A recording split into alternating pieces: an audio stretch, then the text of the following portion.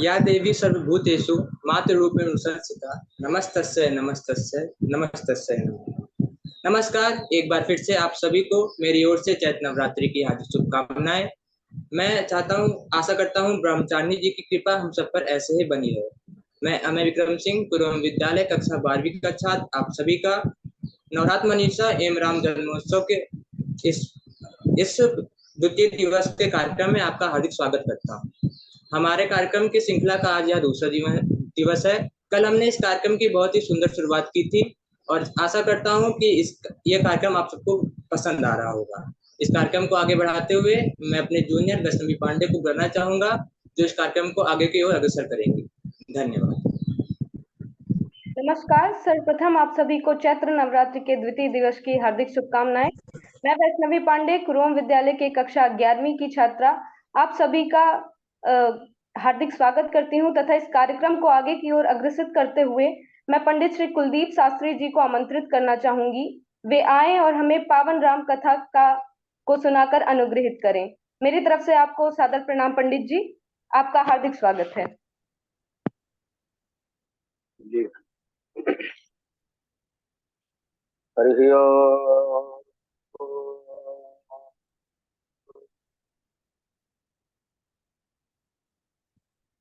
श्रीमन्महागणाधिपतये नमः। श्री सरस्वत्यै नमः। गुरुचरणकमलेभ्यो नमः। नमः परमहंसाय स्वादितचरणकमलचिन्मकरन्दाय भक्तजनमानसनिवासाय श्रीरामचन्द्राय लोकाभिरामं रणरङ्गधीरम् राजीवनेत्रं रघुवंशनाथं कारुण्यरूपं करुणाकरन्तं श्रीरामचन्द्रं शरणं प्रपद्ये। देवी प्रपन्नार्तिहरे प्रसीद प्रसीद मातर्जगतोऽखिलस्य प्रसीद विश्वेश्वरि पाहि विश्वम् त्वमीश्वरी देवी चराचरस्य। श्री राम राम रघुनंदन राम राम श्री राम राम भरताग्रज राम राम श्री राम राम रणकर कस राम राम श्री राम राम शरणं भव राम राम। माता राम मत पिता रामचंद्र स्वामी राम मत सखा रामचंद्र सर्वस्वं मे रामचंद्रो दयालुर् नान्यमजाने नैव जाने नया। जे विचरहि चरय चरमहि यथा भावयनुमान ते विचरहि मम ह्य विच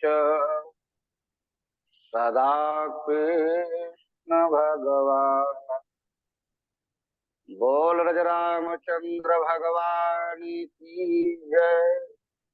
श्री अयोध्या धाम की जय। श्री हनुमान जी महाराज की जय। सद्गुरुदेव भगवान की जय। परम मंगलमय अकारण करुणा बरमालय भगवान श्री राघवेंद्र सरकार की असीम अनुकंपा से जो सुंदर क्षण हम आप सबको जीवन में प्राप्त हुआ है। शास्त्र कहते हैं कि जीव के जीवन में सब कुछ तो प्राप्त हो सकता है पुरुषार्थ से, मेहनत से, लेकिन भाई कुछ वस्तुएं जीवन में ऐसी भी होती हैं जो केवल कृपा साध्य हो। वो पुरुषार्थ से, मेहनत से जीव को प्राप्त होने वाली वस्तु नहीं। जैसे सुंदर मानव तन, मानव जीवन परमात्मा भगवान राघवेंद्र की ही कृपा से जीव को प्राप्त हो। कबहू कर करुणा नर दे। और इतना सुंदर मानव तन प्राप्त हुआ है तो इसका जो लक्ष्य है वो यही है कि संतों का संग, सत्संग इस जीवन में हमेशा भगवान की ही कृपा से जीव को प्राप्त होता है। शास्त्र कहते हैं, विद्वान लोग कहते हैं कि बिना भगवत कृपा के, राघवेंद्र सरकार की कृपा के जीव के जीवन में जीव को सत्संग की प्राप्ति हो ही नहीं सकती। यही सरयावत अति कठिनाई, राम कृपा बिन आई न जाई। बिना भगवान की कृपा के जीव के जीवन में सत्संग की प्राप्ति नहीं हो सकती है। और अगर जीवन में सत्संग की प्राप्ति हुई तो निश्चित रूप से संसार की यह एक ऐसी औषधि है भगवान की कथा, बिना दंड के ही जीव के जीवन का मार्ग प्रशस्त कर देती है, भगवत प्राप्ति का साधन करा देती है। यह सत्संग की महिमा है। तो आइए सर्वप्रथम जो सनातन धर्म की मान्यता है, मर्यादा है, व्यासपीठ की परंपरा है, उसका निर्वहन करते हुए अपने मन वाणी को पावन पवित्र करने के लिए अपने आराध्य भगवान राघवेंद्र सरकार के पावन नामों का आश्रय लिया जाए। तदोपरांत भगवद इच्छा, भगवत कथा। एक बात मैं निवेदन करूं, वही जब भी सत्संग प्रारंभ होता है, भगवान की कथा का शुभारंभ होता है, तो व्यास लोग, विद्वान लोग सबसे पहले भगवान नाम स्मरण कराते हैं। इसके पीछे का जो कारण शास्त्रों में बताया गया वो ये है कि अगर कथा कहने वाले के लिए नियम बताया है शास्त्रों में, कथा कहने वालों के लिए नियम ये बताया गया कि जो भगवान की कथा का गायन करने वाला वैष्णव हो, संत हो, वो किसी न किसी सदगुरु की शरण को ग्रहण किया, तब वो कुछ कहने का अधिकारी होता है, अर्थात भगवान की कथा का गायन करने का उसको अधिकार प्राप्त होता है। तो भाई अगर कहने वालों के लिए नियम बताया शास्त्रों ने, तो श्रवण करने वालों के लिए भी नियम का वर्णन किया गया है।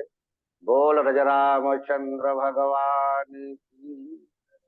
नियम ये है कि जैसे अगर कथा कहने वाला गुरु दीक्षित होना चाहिए, वैष्णव होना चाहिए, ब्राह्मण होना चाहिए, उसी प्रकार से सुनने वालों के लिए भी नियम है कि वो भी कम से कम गुरु दीक्षा तो जरूर लिए। अगर मान लीजिए गुरु दीक्षा न लिए हो तो इसीलिए व्यास लोग, विद्वान लोग सबसे पहले भगवान नाम का आश्रय लेते हैं। और गुरु मंत्र, गुरु दीक्षा जब गुरुदेव भगवान देते हैं तो यही तो देते हैं। अगर हम राम के उपासक हैं तो राम मंत्र, कृष्ण के उपासक हैं तो कृष्ण मंत्र, शक्ति के उपासक हैं तो शक्ति का मंत्र, शिव के उपासक हैं तो शिव मंत्र। तो भाई सत्संग से पहले इसीलिए भगवान नाम का आश्रय व्यास लोग लेते हैं और श्रोताओं को भी भगवान नाम स्मरण करने के लिए उपदेशित करते हैं। तो आइए हम आप लोग बड़े प्रेम के साथ, भाव के साथ भगवान के पावन नामों का आश्रय लें, क्योंकि कलयुग में विशेष करके भगवान की सारी शक्ति भगवान के नाम में ही सन्निहित बताई गई है। ये भगवान का कोई, ये रामचरितमानस कोई पुस्तक किताब नहीं, ये रामचरितमानस साक्षात भगवान का वाङ्मय स्वरूप है। इसका नाम ही रामायण रखा गया है। राम धन अयन अर्थात भगवान राम का ये घर है, ये भगवान राम का स्वरूप है। तो आइए बड़े भाव के साथ भगवान का पावन नाम लिया जाए, फिर कथा में प्रवेश करते हैं। बोल भक्तवत्सल भगवान की। हरे राम राम राम हरे हरे, हरे राम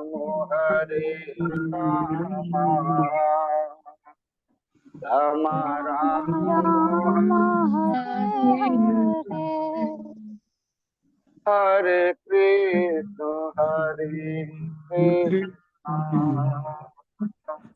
कृष्ण कृष्ण हरे हरे, हरे कृष्ण कृष्ण कृष्ण हरे हरे, हरे राम राम राम हरे हरे, हरे कृष्ण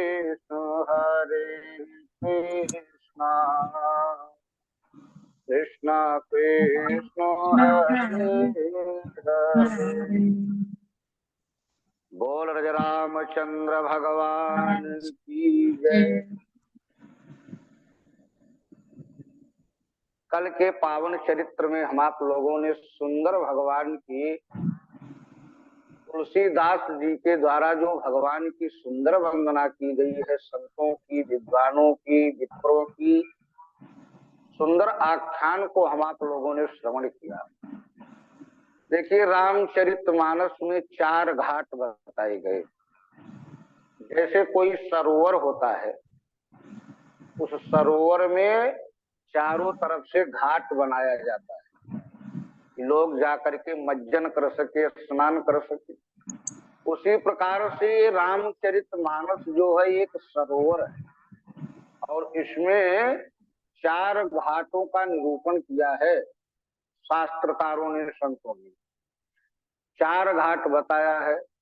सबसे पहला घाट जो बताया है संतों ने, वो बताते हैं कि सबसे पहला घाट जो है वो शरणागति का घाट है। ये रामचरितमानस की कथा 4 स्थानों पर प्रवाहित हो रही है, तो उसी को 4 घाट के रूप में वर्णित किया गया है। सबसे पहला घाट है शरणागति। इस घाट के अधिष्ठाता वक्ता हैं श्री तुलसीदास जी महाराज, जो कि इस रामचरितमानस के लेखाकार हैं, लेखन करने वाले हैं। और भाई ऐसे गोस्वामी तुलसीदास जी महाराज शरणागति घाट के संस्थापक हैं, वक्ता हैं। शरणागति का मतलब होता है सबसे बड़ा जो शरणागति होती है। जैसे आप देखेंगे कि आयु शरण तजऊ न हिता, जो शरण में आ जाए वो चाहे शत्रु ही क्यों ना हो, अगर शरण में आ जाए तो भाई फिर उसको जो है अभय कर देना चाहिए। निहत्था अगर शरण में आ जाए शत्रु भी शरण में, तो उसके ऊपर अत्याचार नहीं करना चाहिए। यही शरणागति है। अगर कोई भी सामने से आए, दीनहीन भाव से आए, तो उसे अंगीकार कर लेना चाहिए। जितने भी शरणागति के भाव गाए गए हैं, रामचरितमानस में बताए गए हैं, वो सारी बात गोस्वामी तुलसीदास जी महाराज स्वयं बैठ करके उसका आख्यान कर रहे हैं, प्रतिपादन कर रहे हैं। दूसरा घाट बताते हैं संत लोग कि कर्मकांड घाट। और भाई याज्ञवल्क्य जी महाराज इस घाट के मुख्य वक्ता हैं, कर्मकांड घाट के। और श्री भरद्वाज जी महाराज मुख्य श्रोता के रूप में प्रतिष्ठित है। गोस्वामी तुलसीदास जी महाराज 80 घाट, बनारस पर 80 घाट है, वहीं पर बैठ करके और शरणागति घाट पर ही बैठ करके सुंदर राम कथा का प्रतिपादन करते हैं, कथा करते हैं। मुख्य श्रोता के रूप में माँ भगवती, जाह्नवी, गंगा मैया विद्यमान है, और कुछ वैसे भी संत बैठ करके कथा को श्रवण कर रहे हैं। तो शरणागति घाट के वक्ता हैं तो गोस्वामी तुलसीदास जी महाराज, और कर्मकांड घाट के वक्ता हैं श्री याज्ञवल्क्य जी महाराज। तीसरे घाट का वर्णन करते हुए शास्त्रकार लोग कहते हैं कि तीसरा घाट जो है वो ज्ञान घाट है। इस कथा के प्रवक्ता स्वयं बाबा भोलेनाथ हैं। भोले बाबा इस कथा की महिमा का ज्ञान, इस कथा की महिमा को गा रहे हैं, और आद्या अम्बा, परम्बा, जगदम्बा, माँ भगवती, पार्वती बैठ करके भगवान की कथा को श्रवण कर रही हैं।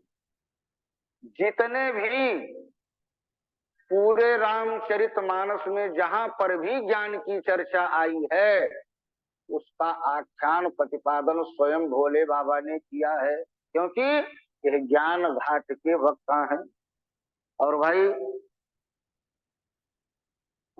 ज्ञान घाट के वक्ता हैं। और चौथा जो बताया, नीलगिरी पर्वत पर कागभूषुंड जी महाराज, वरुण जी महाराज को कथा श्रवण करा रहे हैं। ये 4 घाट रामचरितमानस में सुंदर इनका निरूपण किया गया है। बोल रज रामचंद्र भगवान की जय। तो भाई कल के पावन चरित्र में हम आप लोगों ने श्रवण किया था भगवान की दिव्य महिमा को। अब आगे देखो, बड़े बड़े संत, बड़े बड़े महात्मा, बड़े बड़े विद्वान भी कभी कभी भगवान को जानने में समर्थ नहीं हो पाते, सख्त नहीं हो पाते। शास्त्र कहते हैं कि भाई यहाँ तक कि भगवान को जानने में वेद भी समर्थ नहीं। अन्यहम वेद नो जना, वेद भी भगवान को जानने में समर्थ नहीं हो पाते, सख्त नहीं हो पाते।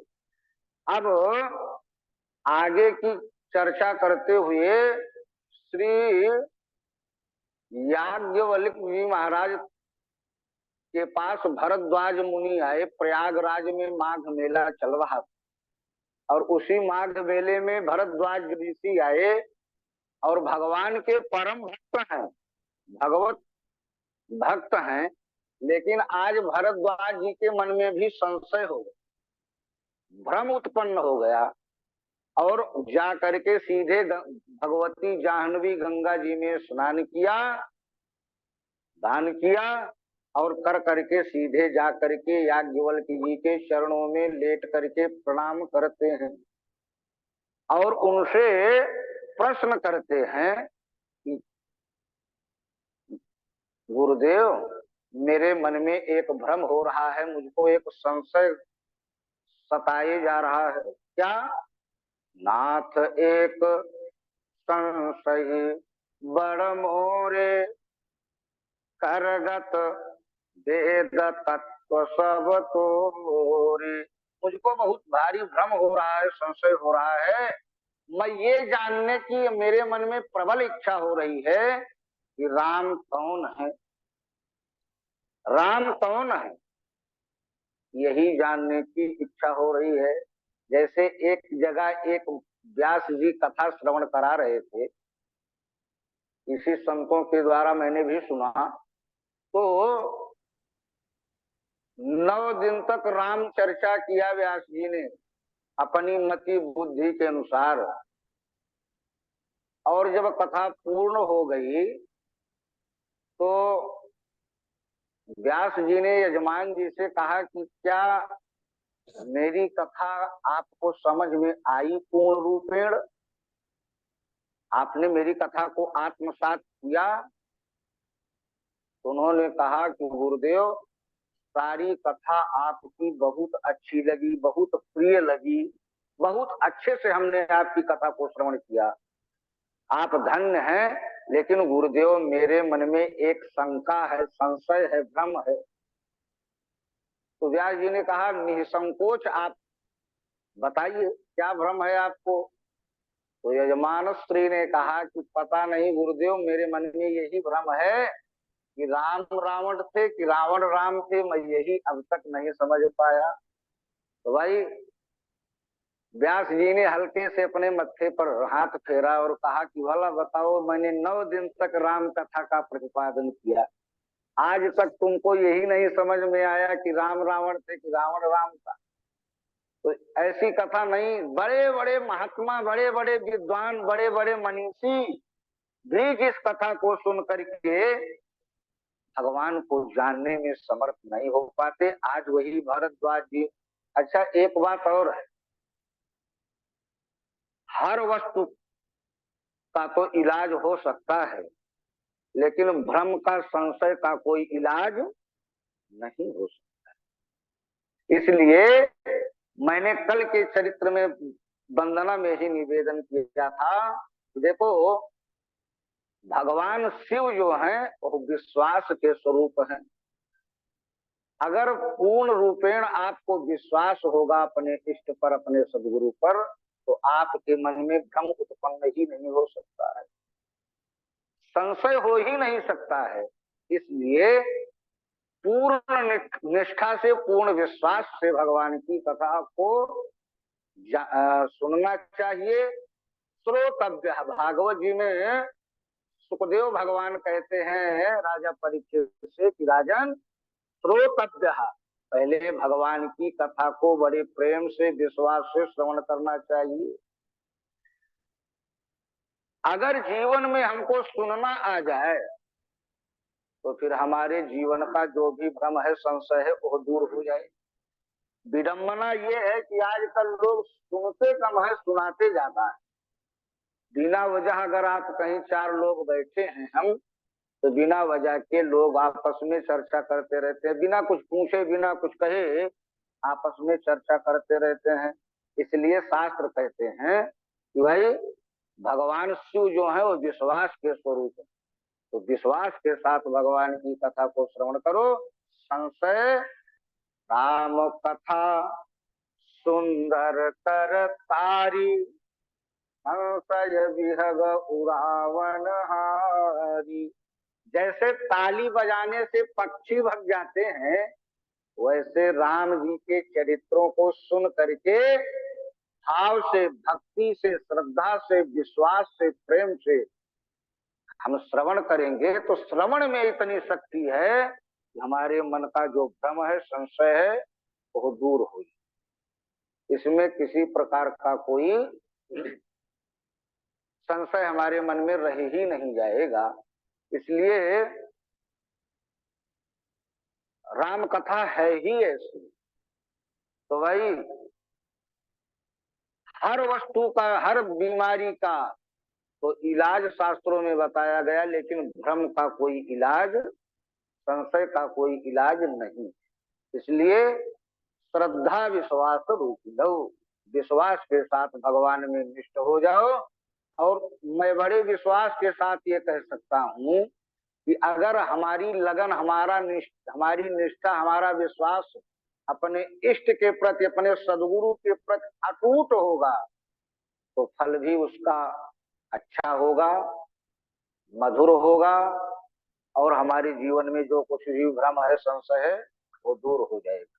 जैसे एक महात्मा जी कथा सुना रहे थे, वो कह रहे थे कि एक गृहस्थ थे, उन्होंने अपने जीवन में एक नियम लिया, लेना चाहिए, नियम हर जीव को लेना चाहिए, क्योंकि मैंने पहले भी निवेदन किया कि ये जो मानव तन मिला है जीव को, ये कृपा साध्य है, ये पुरुषार्थ साध्य नहीं है। नियम छोटा सा ही हो, जैसे 9 दिन का नवरात्रि चल रहा है, आज दूसरा दिन है। मान लीजिए हम लोग गृहस्थ में हैं, बड़ा कार्यभार है हमारे जीवन में, हमको भगवान के सामने बैठ करके घंटे 2 घंटे पूजन करने का समय नहीं है, तो ज्यादा पूजा करने की आवश्यकता भी नहीं बताया गया है शास्त्रों में गृहस्थों के लिए। हाँ, लेकिन इतना जरूर होना चाहिए कि कम से कम भगवती अम्बा पराम्बा जगदम्बा के चरणों में जाकर के केवल प्रणाम मात्र ही कर लिया जाए, इतना तो अवश्य करना चाहिए। जहाँ पर घट स्थापन हुआ है, भगवती का आराधन पूजन हो रहा है घर में, वहां जा करके प्रणाम कर लेना चाहिए और उनसे बता करके अमुक कार्य से मैं बाहर जा रहा हूँ, पुनः लौट करके आऊंगा तो आपका साक्षात्कार करूंगा, आपको प्रणाम करूंगा। इतना नियम, इतना छोटा सा ही नियम अगर हो जाए जीवन में, तो यही हमारे मुक्ति का साधन बन सकता है। लेकिन नियम होना चाहिए, ज्यादा बड़ा नियम ना हो, छोटा सा नियम, एक घड़ी आजू में पुण्यात, तुलसी संगत साधु की कटई कोटि अपराध। थोड़ा सा ही समय दिया जाए अपने इष्ट के चरणों में, उनके स्वरूप में, उनके नाम स्मरण में, केवल 1 मिनट ही दिया जाए वही। लेकिन नियम ऐसा होना चाहिए कि नियम स्थिति कितनी भी प्रतिकूल क्यों ना हो जाए, लेकिन वो नियम डिगना नहीं चाहिए, टूटना नहीं चाहिए। बोल रामचंद्र भगवान की जय। तो भाई, उन गृहस्थ ने अपने जीवन में एक नियम लिया कि मैं एकादशी व्रत करूंगा। जैसे देवताओं में भगवान राघवेंद्र, भगवान श्री कृष्ण, भगवान शिव, उसी प्रकार से व्रतों में एकादशी व्रत का बहुत बड़ा महत्व है, बहुत बड़ी महिमा है। तो भाई, गृहस्थ ने नियम लिया कि मैं एकादशी का व्रत करूंगा। एकादशी तिथि का मतलब होता है कि एकादशी का व्रत किया जाए तो द्वादशी में ही पारण कर लिया जाए, नहीं तो एकादशी व्रत का कोई फल नहीं मिलता है। फिर पारण चतुर्दशी में जाकर के करना पड़ेगा, त्रयोदशी में नहीं। तो उन्होंने नियम लिया और नियम उनका बिना किसी विघ्न के अबाध गति से चलता रहा। एक दिन और द्वादशी को 2 ब्राह्मण 3 ब्राह्मण को बुला करके पहले भोजन कराते थे और उसके बाद स्वयं प्रसाद पाते थे। एकादशी में अन्न का बहुत बड़ा दोष बताया गया है। जितने भी पाप होते हैं वो सारे अन्न में आकर के समाहित हो जाते, इसलिए एकादशी को अन्न वर्जित बताया गया है, खाने के लिए भी और दान करने के लिए भी। अगर कोई भिक्षुक आ जाए तो आप अर्घ दे सकते हैं, लेकिन अन्नदान उस दिन नहीं किया जाता है, क्योंकि अन्न में बहुत बड़ा दोष बताया गया है। तो उन गृहस्थ का नियम तो चलता रहा। एक दिन जो 2-3 ब्राह्मण भोजन करते थे द्वादशी को, वो नहीं आए और द्वादशी धीरे धीरे बीतने में कुछ ही घड़ी बाकी थी। और बेचारे गृहस्थ परेशान हो गए कि नियम पूरा होते होते भी लग रहा है कि अब खंडित हो जाए। आज विद्वान लोग आए नहीं, अब भोजन कैसे करूं, पारण कैसे करूं। और तब वो भाग करके विद्वानों के पास पहुंचे, परामर्श किया। विद्वानों ने कहा कि आप मिट्टी के संत बना लीजिए, ले जा करके उनको सामने रख करके भोग लगा दीजिए और उस भोजन को गोमाता को खिला दीजिए, आप प्रसाद पा लीजिए, पारण कर दीजिए, आपका व्रत का पूरा पुण्य आपको अवश्य प्राप्त होगा। और वो बेचारे, दीपावली का समय था, वो बाजार नजदीक था, तो वही चीनी के जो बनते थे दीपावली पर, जो चिरई गट्टे बनते हैं, उन्हीं में वहां पर पहुंचे और विक्रेता से उन्होंने कहा कि अगर देखो साधु का स्वरूप है तुम्हारे इसमें, तो उन्होंने कहा हाँ। तो 3 साधु ले लिए उन्होंने, ला करके घर पर सुंदर आसन लगाया, पीढ़े पर सुंदर आसन लगा करके उनको स्थापित किया, बैठाया और त्वदीयं वस्तु गोविंदो तुभ्यमेव समर्पय भोग लगाया। और भोग जैसे लगाए तैसे भगवत कृपा से जो असली साधु थे, जो आकर के हर द्वादशी को भोजन करते थे, उन्होंने बाहर से जयकारा लगा दिया, यजमान की जय हो, हम लोग आ चुके हैं। अब वो गृहस्थ इतने प्रसन्न हुए कि भाई देखो भगवान की कृपा ऐसे होती है। आज हमारा नियम टूटने वाला था, लेकिन देखो आज संत लोग आ गए, बेचारे प्रेम में पागल हो गए बिल्कुल। क्योंकि जो भक्त लोग होते हैं भगवान के, वह संत को देख करके, भगवत भक्त को देख करके प्रेमाश्रु में प्रवाहित हो जाते हैं, प्रेम में विह्वल हो जाते हैं। वैसे भी रामचरितमानस के उत्तर कांड में, जो कि वेदांत है, उसमें गोस्वामी तुलसीदास जी महाराज ने एक लाइन बताया, एक चौपाई लिखा कि सबसे बड़ा दुख क्या है और सबसे बड़ा सुख क्या है। जैसे हम लोग जानते हैं कि सबसे बड़ा सुख बहुत रुपया मिल जाए तब होता है ना, शास्त्रों की दृष्टि में ऐसा नहीं है। गोस्वामी जी कहते हैं, बोले नहीं दरिद्र सम दुख जग माही,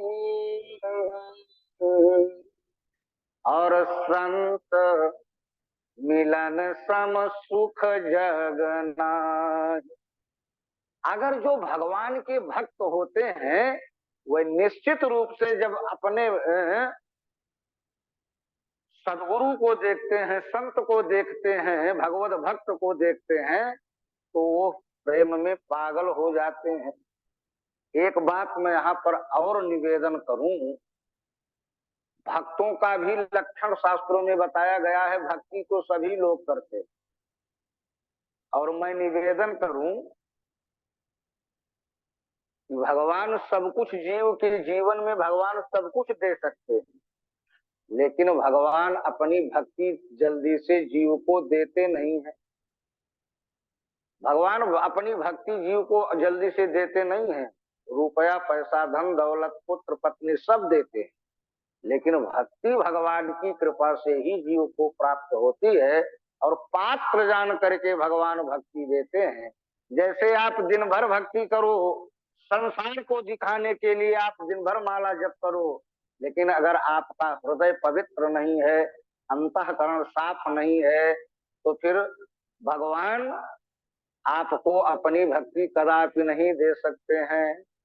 बोले निर्मल मन जन सो मोहि पावा, और मोहि कपट छल छिद्र न भाव। अगर कपट रूपी खटाई, छल रूपी खटाई हमारे अंतःकरण में, हृदय में प्रतिष्ठित है, विराजमान है, तो जीव के जीवन में भगवान की भक्ति कदापि ही नहीं आ सकती है। भगवान अपनी भक्ति देंगे ही नहीं। इसलिए सबसे पहले अंतःकरण को पवित्र करना चाहिए। ज्यादा अनुष्ठान पूजन जप ये करने की आवश्यकता नहीं है। बड़ा भारी माला जप या गेरुआ वस्त्र धारण करने से ही संत की पहचान नहीं होती है। पैंट बूशट में भी भगवान के परम भक्त विद्यमान रहते हैं, जिनका अंतःकरण वसुधैव कुटुंबकम की वृत्ति, अंतःकरण बिल्कुल निर्मल, तो भगवान के परम उपासक होते हैं, वो परम भक्त होते हैं। एक श्लोक भागवत का मैं आपके सामने रखना चाहता हूँ। व्यास भगवान वर्णन करते हुए कहते हैं कि भगवान के भक्त होते कैसे, उनकी पहचान क्या होती। तो शास्त्र कहते हैं, बोले वाक गद गदा द्रवते यस्य चित्तम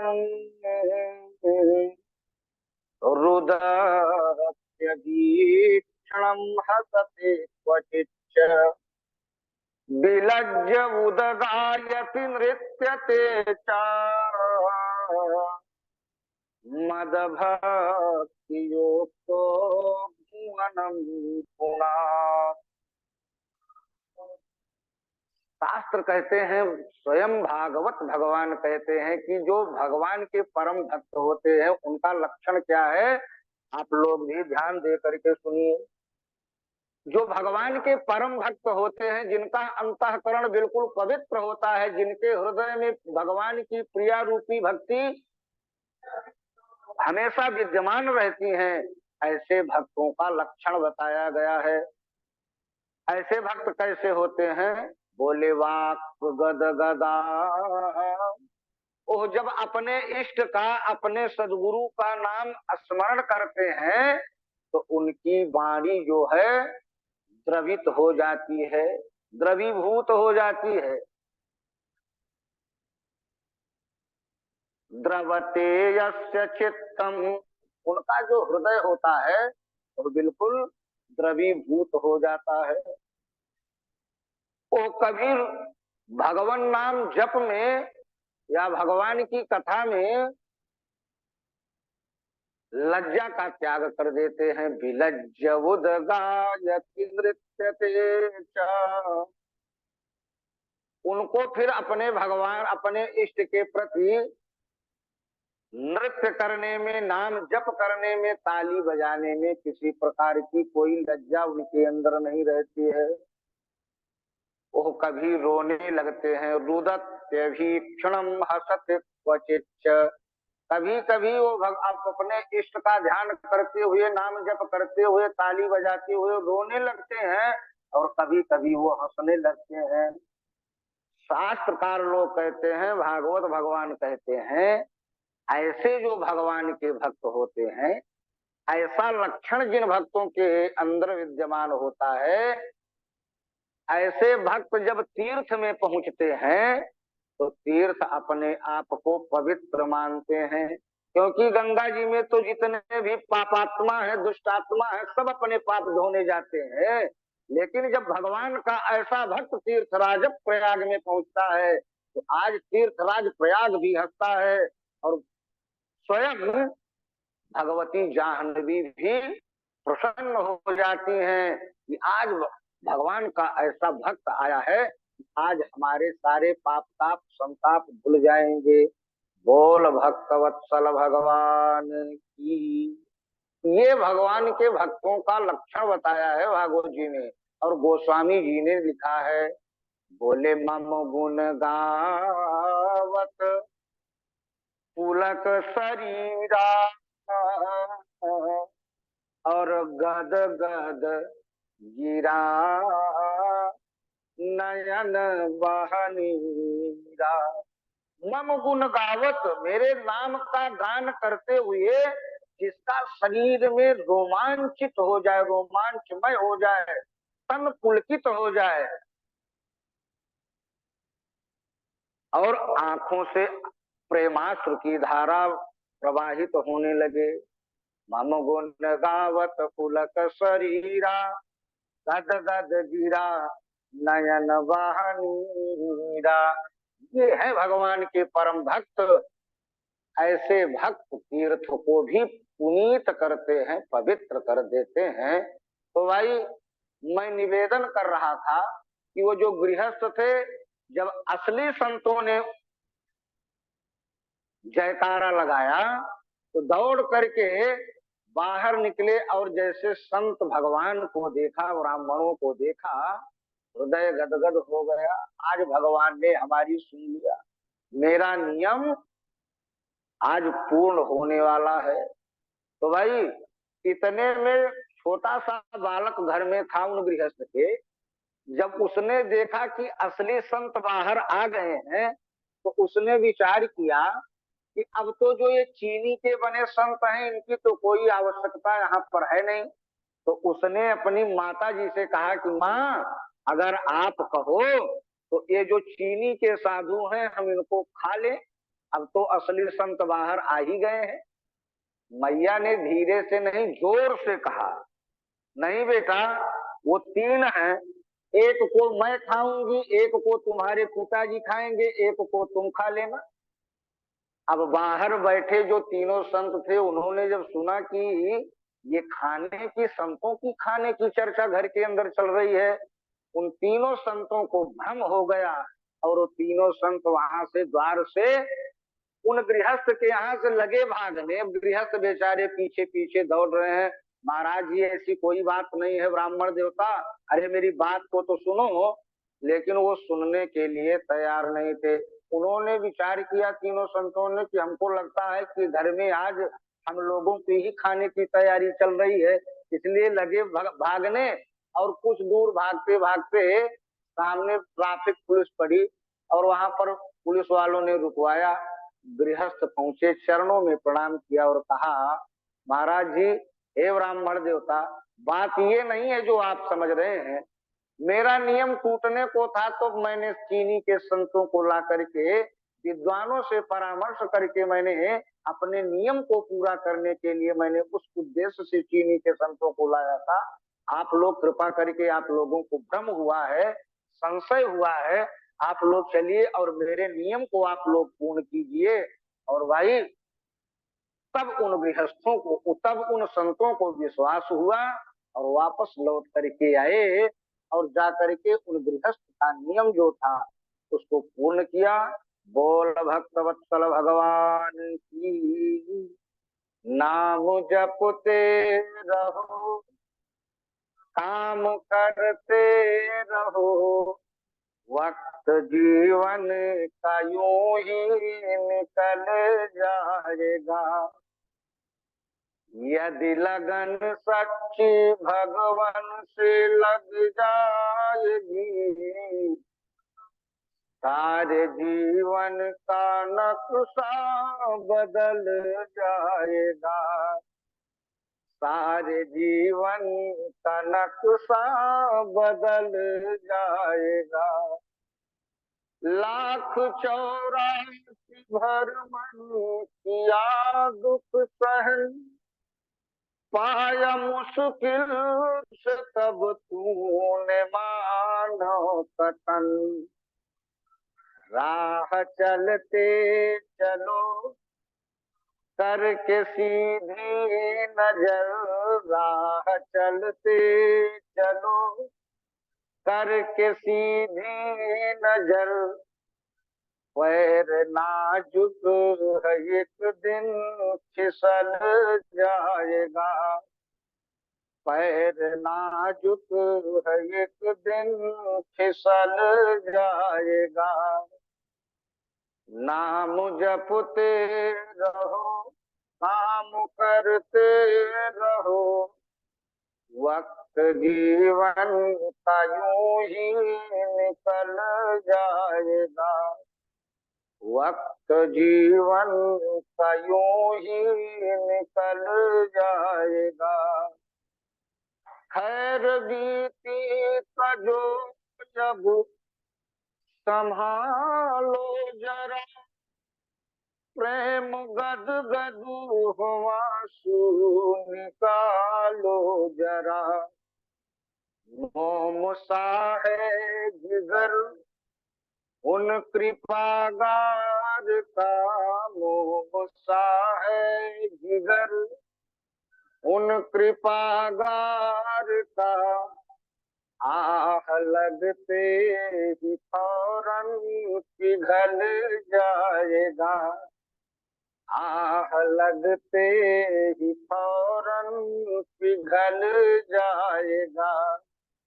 यदि लगन सच्ची भगवान से लग जाएगी, यदि लगन सच्ची भगवान से लग जाएगी, सारे जीवन का नक्शा बदल जाएगा, सारे जीवन का नक्शा बदल जाएगा। इस प्रकार से मैं निवेदन कर रहा था कि भाई आज भरद्वाज जी महाराज के मन में भी संशय हुआ, भ्रम, और उसी भ्रम को लेकर के आज श्री याज्ञवल्क्य जी के चरणों में पहुंच गए और कहने लगे कि गुरुजी, अब आप मुझे मेरे इस भ्रम को, इस संशय को दूर कर दीजिए। जितने भी भ्रम हैं, संशय हैं हमारे जीवन में, अगर कोई सद्गुरु हमारे जीवन में आ जाए तो निश्चित रूप से उस भ्रम को मिटा देगा, शांत कर देगा और मुक्ति का मार्ग प्रशस्त कर देगा।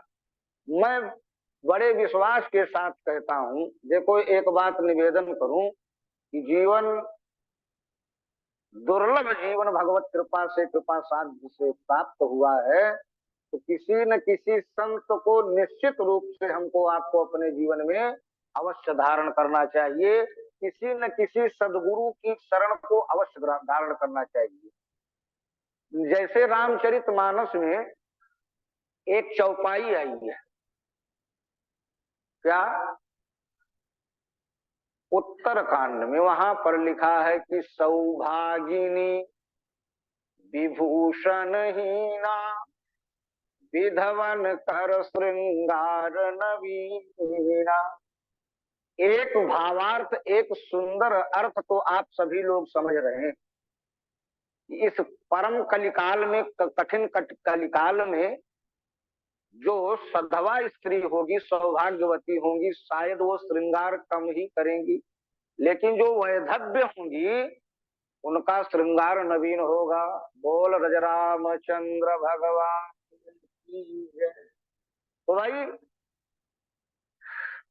लेकिन एक अर्थ जो आध्यात्मिक अर्थ है, सौभाग्यवती कौन? जैसे किसी स्त्री की, नारी की मांग में अगर सिंदूर लगा हो तो लोग दूर से ही देख करके ये समझ लेते हैं कि इसका कोई न कोई स्वामी है, इसका कोई रक्षण करने वाला है, इसका कोई न कोई पति है जिसकी शरण में ये रहती है, इसका कोई रक्षक है। दूर से ही लोग देख करके ये जान लेते हैं। तो भाई, उसी प्रकार से भगवान की दृष्टि में, शास्त्र की दृष्टि में तो सारे लोग पुरुष ही हैं, कोई स्त्री है ही नहीं। शास्त्र तो कहते हैं कि सहस्र शीर्षा पुरुषा। यहाँ इस संसार में लोग लक्षण देख करके, लक्षण से लिंगों का विभाजन किया गया है। तो भाई, सौभागिनी कौन? अगर हमारे गले में तुलसी की कंठी पड़ी है, मस्तक पर तिलक है, सर पर चोटी है, तो संसार के लोग जब हमको देखते हैं तो निश्चित रूप से विचार कर लेते हैं, समझ लेते हैं कि इसका कोई न कोई इष्ट है, ये किसी न किसी सदगुरु की शरण को ग्रहण करके, शरण ग्रहण कर चुका है, इसलिए यह सौभाग्यवती है, यह सौभाग्यवान है। तो भाई, जीवन में सौभाग्यवती वही है जो किसी न किसी सदगुरु की शरण को ग्रहण कर लिया हो। नहीं तो गांव में जो कुत्ते टहलते हैं, लोग उनको बिना कुछ विचार किए ही 2-4 डंडे लगाते हैं अनायास, घर पर देखे नहीं कि फटाफट मार दे। लेकिन अगर मैं आपसे प्रश्न करूं, पूछूं कि अगर किसी ने किसी कुत्ते को पाल रखा है, उसके गले में पट्टा डाल रखा है, तो भाई अगर वो भूल से किसी पटीदार बगल में किसी घर में जा करके घुस जाए तो लोग उसको मारेंगे नहीं। क्यों? इसलिए नहीं मारेंगे क्योंकि लोग जानते हैं कि ये इसको किसी ने पाला है, इसका कोई न कोई स्वामी है, ये किसी न किसी की देख रेख में शरण में है, इसलिए लोग उसको दंडित नहीं करेंगे। इसलिए जीवन में शास्त्र कहते हैं कि भाई पालतू बन करके रहना ठीक है, लेकिन फालतू बनना बिल्कुल भी ठीक नहीं है। जीवन में किसी न किसी सदगुरु, किसी न किसी संत की शरण को हमको निश्चित रूप से ग्रहण कर लेना चाहिए। और जिस दिन हमारे अच्छा, कुछ लोगों का ऐसा मानना है कि आज के इस कठिन कलिकाल में सदगुरु कहाँ मिलेंगे, मैं कैसे इन नेत्रों से पहचानूं कि ये संत हैं कि असंत हैं। तो रामचरितमानस में गोस्वामी तुलसीदास जी महाराज कहते हैं कि आपको पहचानने की या जानने की या ढूंढने की कोई आवश्यकता है ही नहीं। केवल आप अपने इष्ट में निष्ठा हो जाइए, निष्ठ हो जाइए, वही आपका इष्ट आपको किसी न किसी संत को आपके पास तक भेज देगा। आपको जाने की कहीं आवश्यकता है ही नहीं। जैसे रामचरितमानस में लंका निश्चर निकर निवासा, यहाँ कहाँ सज्जन कर वासा। रामचरितमानस में लंका में तो सारे दैत्य थे, राक्षस थे, लेकिन हनुमान जी जैसे महाराज, हनुमान जी जैसे परम संत को विभीषण की कुटिया तक राम जी ने भेज दिया। और भाई हनुमान जी जा करके विभीषण को लंका में मिल करके, हाँ ये हो सकता है कि अगर हम पहचानने की जानने की कोशिश करेंगे तो हो सकता है इस कठिन कलिकाल में हम फंस जाएं। लेकिन अगर जब हमारा इष्ट हमारे पास हमारी निष्ठा को देख करके, हमारे भाव को देख करके, हमारे अंतःकरण को देख करके जब वो किसी संत को भेजेगा तो निश्चित रूप से वही संत हमारे जीवन में मुक्ति का मार्ग प्रशस्त कराने वाला होगा। ऐसा मुझको शास्त्रों के द्वारा जो कुछ भी मैंने अध्ययन किया है, मुझको ऐसा विश्वास है कि अपने इष्ट एक होते हैं। चाहे देवी की उपासना करो, चाहे राम की उपासना करो, चाहे एक में निष्ठ हो जाओ। बस ये नहीं कि गणेश जी भी, राम जी भी, दुर्गा जी भी ना, एक ही धर्म, एक व्रत नेम, काय वचन मन पति पद प्रेमा। जैसे स्त्रियों का परम धर्म है कि वो उसका सर्वस्व उसका पति होता है, उसी प्रकार से हर जीव की यही स्थिति होनी चाहिए कि वो अपने इष्ट में, जैसे एक पातिव्रता स्त्री अपने पति में निष्ठ होती है, वैसे हमको भी अपने किसी न किसी इष्ट में, किसी न किसी सदगुरु में अवश्य निष्ठ होना चाहिए। फिर हमारा कल्याण होने से, हमारे मुक्ति का मार्ग प्रशस्त होने से इस संसार में कोई रोक नहीं सकता है। समय हो चुका है। कल रामचरितमानस में याज्ञवल्क्य जी महाराज भरद्वाज जी का संशय दूर करते हुए सुंदर भगवती सती का चरित्र श्रवण कराएंगे। नवरात्रि भी चल रही है और जगत जननी माँ भगवती सती की सुंदर चर्चा अपनी मति के अनुसार, बुद्धि के अनुसार मैं आपके समक्ष रखूंगा। 2 बार भगवान का पावन नाम लेते हुए यही पड़वानी को विराम। बोल रामचंद्र भगवान की जय जय। सीताराम सीताराम सीता राम सीताराम सीताराम सीताराम सीताराम सीताराम राजा राम राजा राम राम राजा राम सीताराम सीताराम सीताराम राम सीता बोल रामचंद्र भगवान भगवान की जय। जय।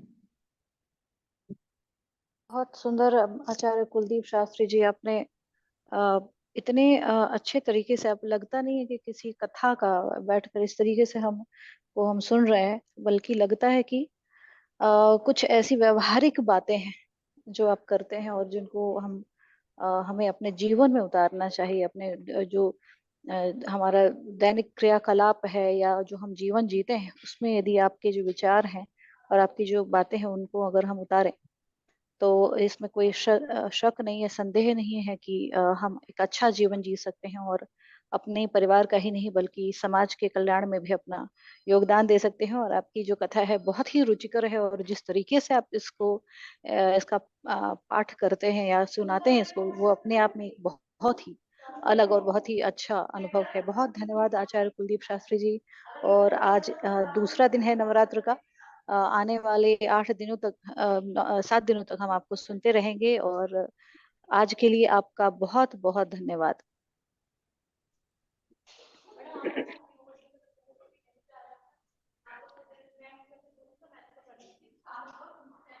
जी अपर्णा।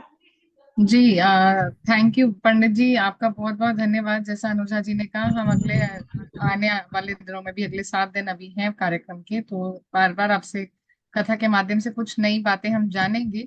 आज भी आपने बहुत सारी बातें कही, जैसे कि भक्त किस तरह का होना चाहिए, और साथ ही हमारे जैसे जो आपने जो एक कुलीन स्त्री है, सौभाग्यवती जो है, उनके विषय में भी बताया। बहुत सारी चर्चाएं आपने की, और हमारा कुछ ये जो नवरात्र मनीषा और राम जन्म महोत्सव का कार्यक्रम है, ये है भी इसी तरह का, कि एक तरफ तो हम राजा राम के आदर्शों की बात करते हैं और दूसरी तरफ देवी स्वरूप जो एक समाज में नारी की अभिव्यक्ति है, वो भी यहाँ रखने की हम एक कोशिश करते हैं कि किस तरह से हम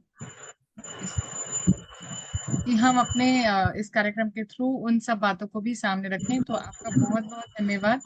मैं समय तो वैसे अभी हम समय से ही चल रहे हैं। यदि हमारे जो गणमान्य अतिथि हैं उसमें यदि कोई बात पसंद मैच में, सर आप कुछ कहना चाहते हैं पंडित जी की कथा के विषय में? आप बहुत ही रुचि से कथा को सुनते हैं, हम अक्सर देखते हैं। धन्यवाद।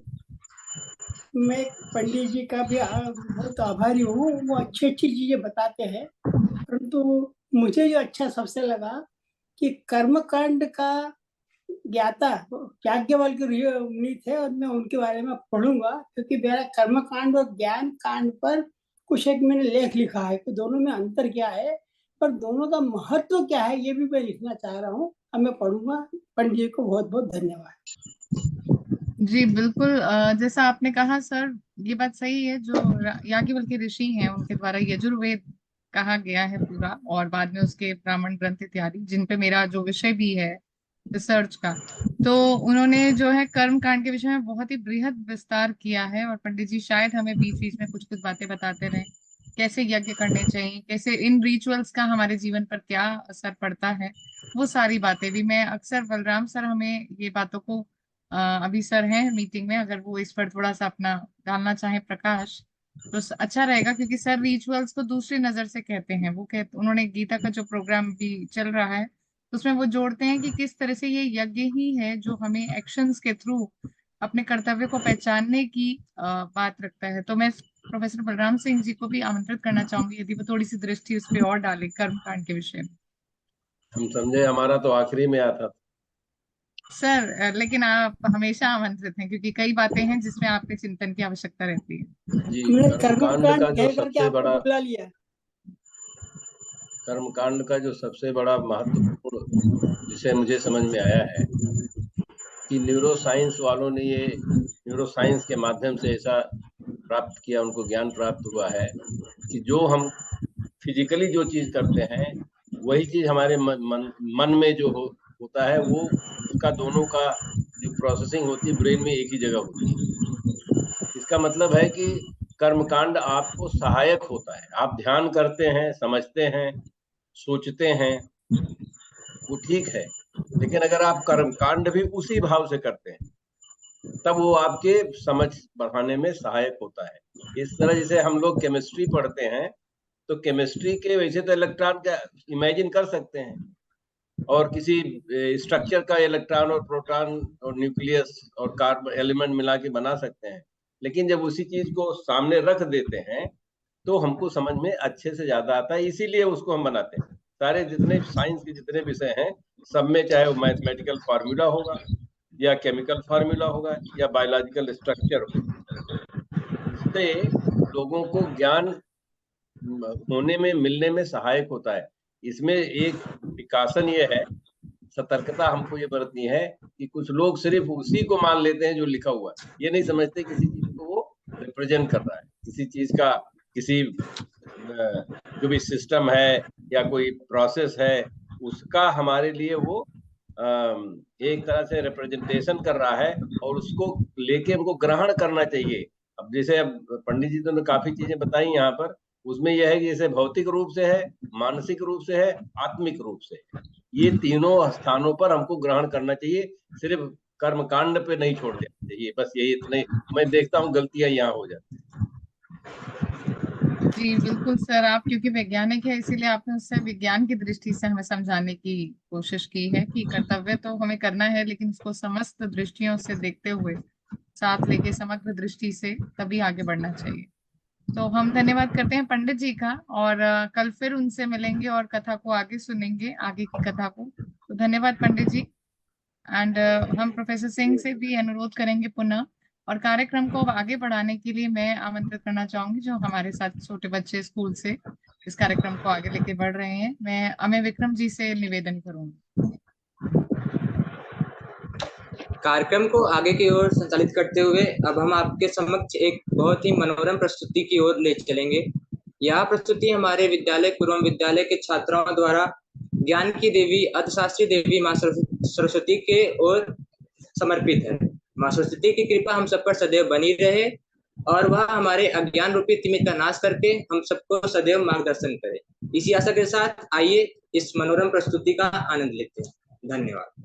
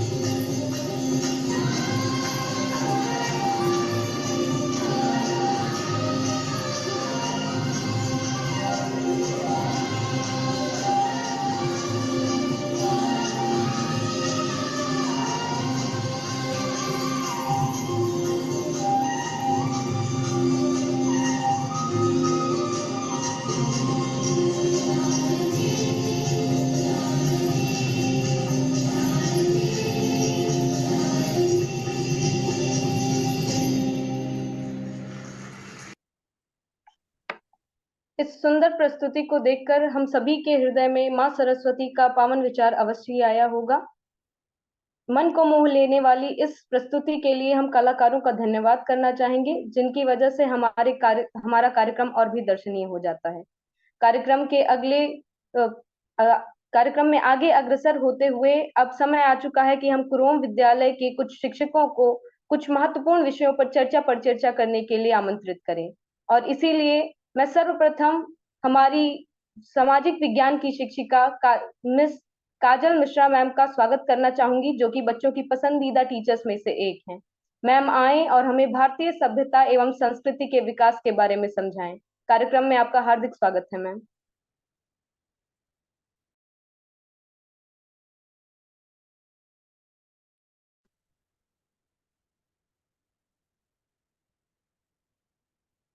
बहुत बहुत धन्यवाद हमारे प्यारे बच्चों को कि उन्होंने हमें यहाँ पर इनवाइट किया। हमारे आदरणीय फाउंडर सर और अनुजा मैम, अपर्णा मैम, हमारी प्रिंसिपल मैम को और मैनेजर सर को, साथ में पंडित जी को हम नवरात्र की हार्दिक शुभकामनाएं देते हैं और बहुत बहुत धन्यवाद देते हैं कि उन्होंने यहाँ पर मुझे बोलने का अवसर प्रदान किया। और लगातार कई वर्षों से, जैसे हम सभी को मालूम है कि नवरात्र का कार्यक्रम कई वर्षों से चल रहा है और जो हमारे डॉक्टर सर के द्वारा आयोजित किया जा रहा है, तो हम ये कहना चाह रहे हैं कि हमारे उच्च व्यक्तित्व वाले डॉक्टर सर उच्च व्यक्तित्व वाले व्यक्ति हैं, जिन्होंने यूएसए में रहकर भी हमारी सभ्यता और संस्कृति को बनाए रखा है और इस कार्यक्रम को लगातार करवाते चले आ रहे हैं। तो बहुत आभार मैं व्यक्त करना चाहूंगी डॉक्टर सर का। और इसके साथ ही मैं अपने टॉपिक की शुरुआत करती हूँ। जैसे आज का हमारा टॉपिक ये है, भारत में सभ्यता और संस्कृति का विकास। आज जो हम बोलने जा रहे हैं हिस्ट्री से रिलेटेड है, क्योंकि जो हम चर्चा करने जा रहे हैं वो माँ आदि शक्ति जगदम्बा और श्री राम के इतिहास से ही उनके चरित्रों एवं आदर्शों का अनुपालन कर रहे हैं। ये कहा जाता है कि सभ्यता और संस्कृति, यानी संस्कृति से ही, सभ्यता से ही संस्कृति मिलकर बना हुआ है। दोनों एक दूसरे के पर्यायवाची हैं, लेकिन अलग मायने में अगर हम कहें दोनों का अर्थ अलग है, क्योंकि संस्कृति एक ऐसा शब्द है जहां पर व्यक्ति के गुणों को आगे बढ़ाया जाता है तथा उनके दोषों को कम किया जाता है। हम बहुत कम समय लेते हुए श्री राम जी के बारे में जरूर बताएंगे, क्योंकि उन्हीं के चरित्र से ही उदय हुआ है सभ्यता और संस्कृति का। संस्कृति से ही चरित्र का निर्माण होता है। कहा भी जाता है कि संस्कृत मनुष्य का वह गुण है जो अपनी भीतरी उन्नति करता है। संस्कृति से ही मनुष्य दया, परोपकार आदि जैसे गुणों का विकास करता है। अब जब मैंने बता ही दिया है कि संस्कृति से ही चरित्र का निर्माण होता है, तो मैं श्री राम जी के बारे में 2 लाइन जरूर बोलना चाहूंगी यहाँ पर कि राम और रावण में बुद्धिमान कौन था? रावण थे। बड़ा पंडित भी रावण थे, धनवान भी रावण थे। कहाँ सोने की लंका और कहाँ राजपूत का महल। और साथ में पावर भी सबसे ज्यादा रावण के पास थी, पॉलिटिकल पावर सबसे ज्यादा रावण के पास थी, क्योंकि ऐसा सुना भी है, कहा भी जाता है कि वो कुबेर जो थे उनके यहाँ पानी भरते थे और काल को पाए से बांध करके रखते थे। पाए का तात्पर्य ये है कि जो पावा होता है और जो पिलर होता है, स्तंभ होता है, काल को वहां बांध करके रखते थे कि उनके आदेश के बिना रावण की मृत्यु क्या, उनके महल में रहने वाले किसी भी व्यक्ति की मृत्यु नहीं हो सकती थी। ऐसा कहा जाता है, even if somebody consider its further imaginary, it is the high of power and nobody can die in your kingdom without your permission। कोई भी नहीं मार सकता था। उम्र में सबसे बड़े रावण थे, सबसे बड़े उम्र में रावण ही बड़े थे, श्री राम जी छोटे थे। और साथ में सबसे बड़े पंडित और महाभक्त भी, भक्त में अगर कहा जाए सबसे बड़े भक्त में रावण ही बड़े थे, क्योंकि पुजारी में उतने तो भक्त में श्री राम जी भी बड़े नहीं थे। रावण जी स्वयं कहते हैं, खुद ही अपने लिए उन्होंने ये चीज लिखा हुआ है कि मुस्सा पंडित मुस्सा जोधा और न कोई दूजा, अपने सिर को काट काट कर मैंने शंकर को है पूजा। तो जब हर जगह पर रावण ही बड़े थे, श्री राम जी भक्त में भी उनसे छोटे थे, धनवान में भी उनसे छोटे थे, यहाँ तक कि पॉलिटिकल पावर में भी श्री राम जी उनसे छोटे थे। तो ऐसी कौन सी चीज होती है कि जो रावण को छोटा कर देती है और श्री राम जी को बड़ा कर देती है? वो अभी मैंने उसी का जिक्र किया था कि जहां पर सभ्यता से ही संस्कृति का उदय हुआ है। ये भी हम बीच में अपना थोड़ा पॉइंट उधर लेके जा रहे हैं, क्योंकि अगर हम किसी भी व्यक्ति को ऑब्जर्व करते हैं तो उस व्यक्ति को पहले ऑब्जर्व करते हैं, उसे सभ्यता कहते हैं, लेकिन जब उसके गुणों को हम निचोड़ कर निकालते हैं तो वो हमारी संस्कृति होती है। और जिस अभी हमने श्री राम जी के बारे में बात किया कि वो कौन सी ऐसी बात थी जो श्री राम जी को बड़ा कर देती है और रावण जी को छोटा कर देती है, तो वो बात ही चरित्र है, क्योंकि इसी से लिखा हुआ है श्री रामचरितमानस। तुलसीदास ने इसे चरित्र के आधार पर ही लिखा है, श्री रामचरितमानस, कि हम श्री राम जी के चरित्र को अपने जीवन में धारण करके अपनी संस्कृति और सभ्यता का विकास करें।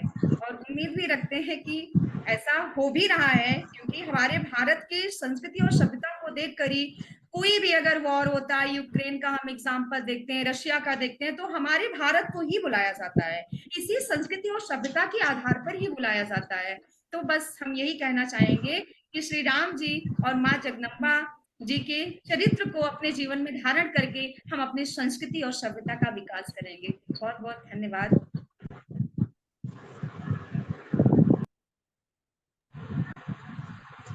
जैसा कि आप सबने देखा, मैम ने कितने अच्छे तरीके से हमें इन विषयों के बारे में बताया। मैम की इन्हीं शिक्षाप्रद बातों के लिए मैं मैम का धन्यवाद करना चाहूंगा। आपका बहुत बहुत धन्यवाद है।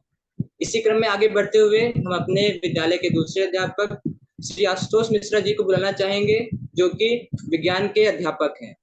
मैं बताना चाहूंगा, सर अभी थोड़े नए हैं, परंतु अपनी विशेष शिक्षा शैली से इन्होंने बच्चों के मन को बहुत ही जल्दी प्रभावित कर दिया है। इसलिए मैं सर आएंगे आज, सर हमें रावण के चरित्र के कुछ विशेषता बताएंगे। आपका हार्दिक स्वागत है सर।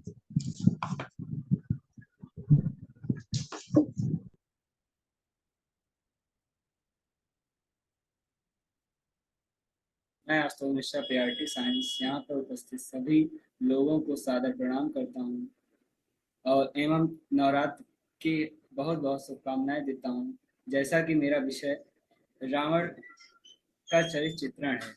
रावण एक महापंडित, वेद, ज्योतिष, तंत्र और योग का ज्ञाता था। वह युद्ध और मायावी कला में पारंगत था।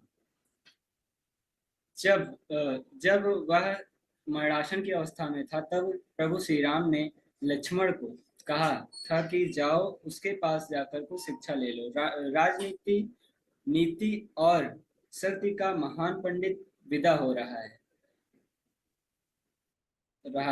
जाके उससे कुछ शिक्षा ले लो। तो लक्ष्मण अभिमान में जाकर उसके सर के पास खड़े हो जाते हैं और वहां पर रावण कुछ नहीं बोलता है। फिर जो है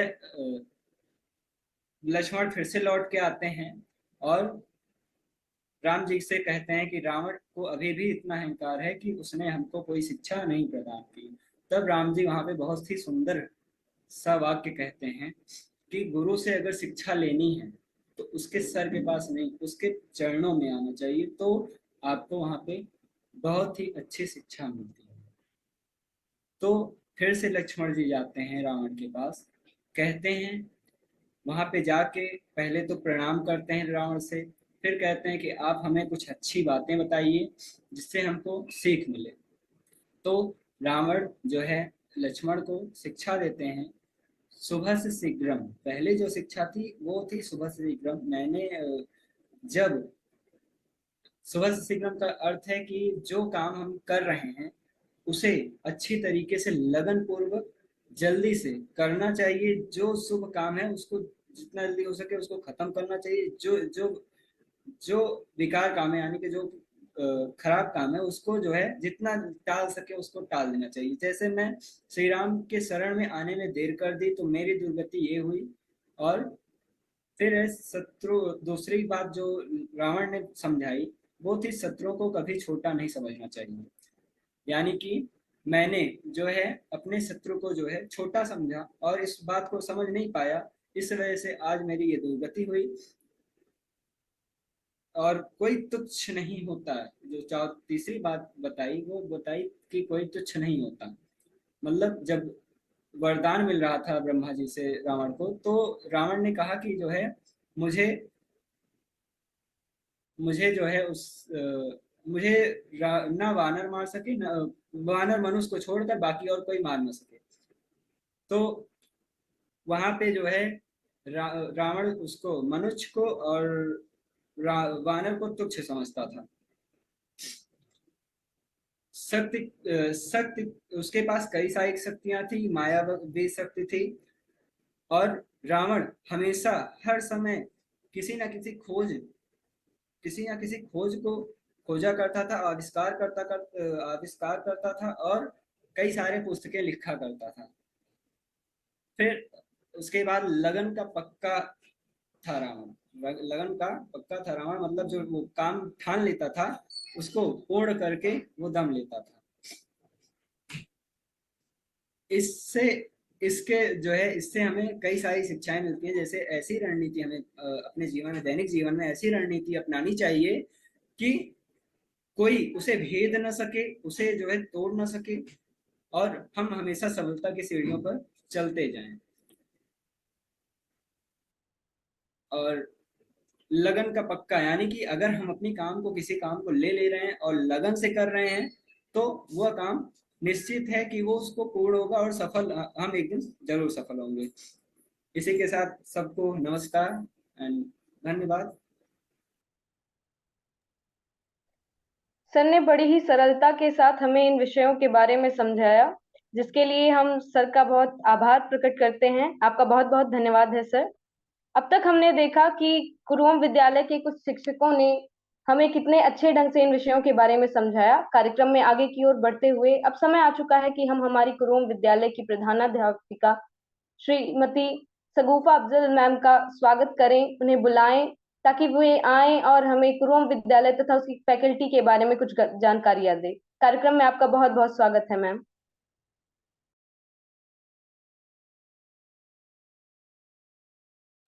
मैडम आपका म्यूट है।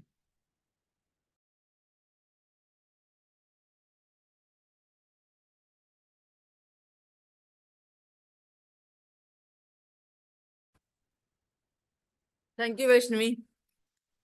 एक्चुअली जस्ट अभी अभी हमारा रोजा खुला है, इसलिए थोड़ा सा मैंने अनम्यूट पे ध्यान नहीं दिया। नमस्कार to all of you and once again we are gathered here to celebrate the second day of Ramnavami. Hearty welcome to all of you. And अपनी बात को प्रारंभ करने से पहले मैं 2 लाइन आप सभी के स्वागत में बोलना चाहूंगी।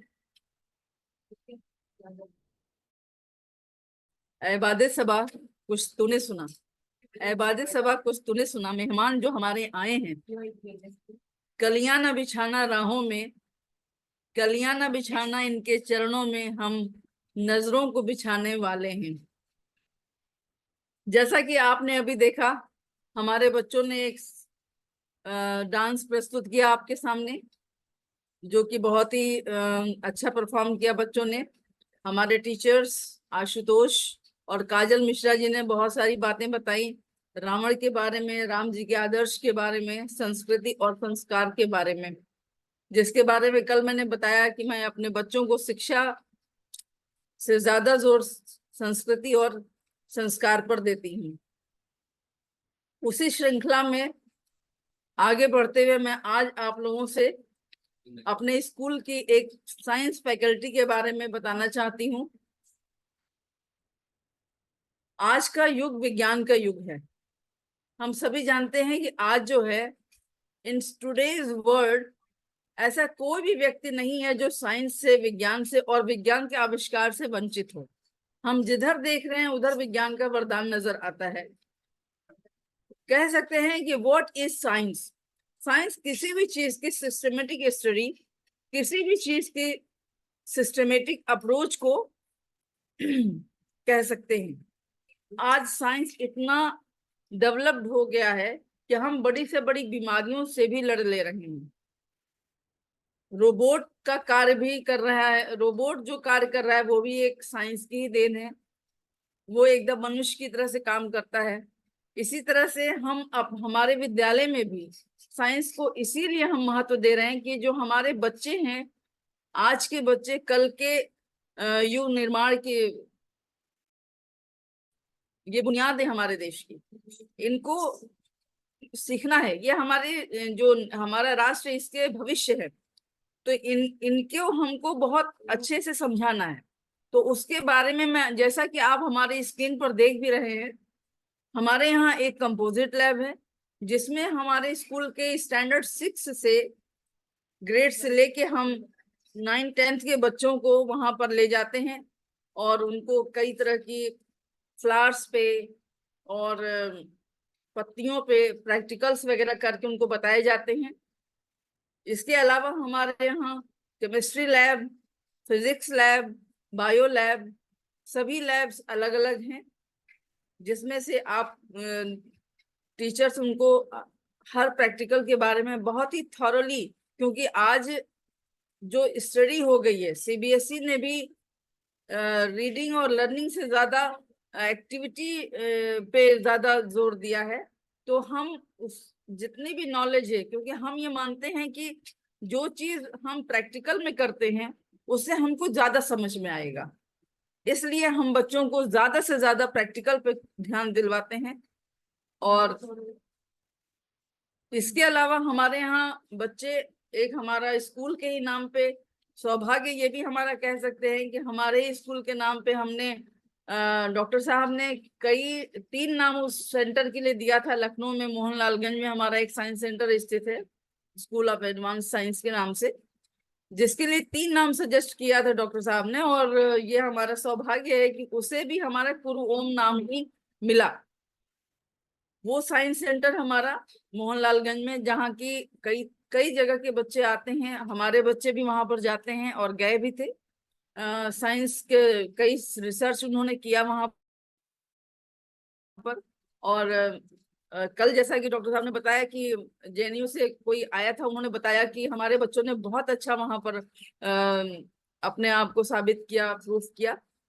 तो इसके अलावा एक साइंस सेंटर अभी हम लोगों का और भी चल रहा है, ये अयोध्या में, वो भी डालने की तैयारी में है, बस स्टार्ट होने की तैयारी में है वो।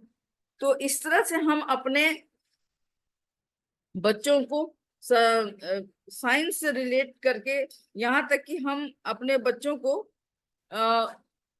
फर्स्ट ग्रेड की, सेकंड ग्रेड के बच्चों को भी प्रैक्टिकल्स के बारे में उनको बताते हैं कि जैसे हमने उनको एक एज ए एग्जाम्पल उनको मैं एक दे देती हूँ कि आप बेटा चना भिगा देना और उसको देखना कि 1 हफ्ते में उसमें क्या क्या परिवर्तन होता है।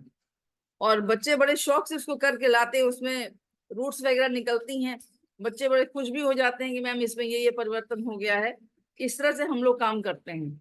इसके साथ ही साथ हमारे यहाँ साइंस का एग्जीबिशन भी लगाया जाता है, जिसमें हर क्लास के बच्चे, 4 ग्रेड से लेके बच्चे 12th ग्रेड तक के बच्चे तरह तरह के अपने हाथ से बना बना के चीजों को, सोलर सिस्टम हो गया, आपका ब्लड सिस्टम हो गया, अभी जो रोबोट वगैरह का टोटल, मतलब बच्चे अपने अपने माइंड से, अपने हिसाब से साइंस में अपने चीजों को लगाते हैं। और ये इंटर स्कूल कंपटीशन हमारे यहाँ होता है। कई स्कूलों के विद्यालयों को भी हम साइंस एग्जीबिशन में आमंत्रित करते हैं और हमारे स्कूल के बच्चे भी रहते हैं। और इस तरह से उसमें फिर कंपटीशन होता है, जिसमें हमारे बच्चे या और भी स्कूल के बच्चे भी फर्स्ट, सेकंड, थर्ड, इस तरह से हम लोग उनको प्राइज देके उनको उत्साहवर्धन करते हैं उनका। तो इस तरह से मैंने जो साइंस के बारे में आपसे अपनी बातें शेयर करना चाही। और वक्त तो रामनवमी का है ये, तो अपनी बात को समाप्त करने से पहले मैं रामनवमी पे ये 2 लाइन कहना चाहूंगी।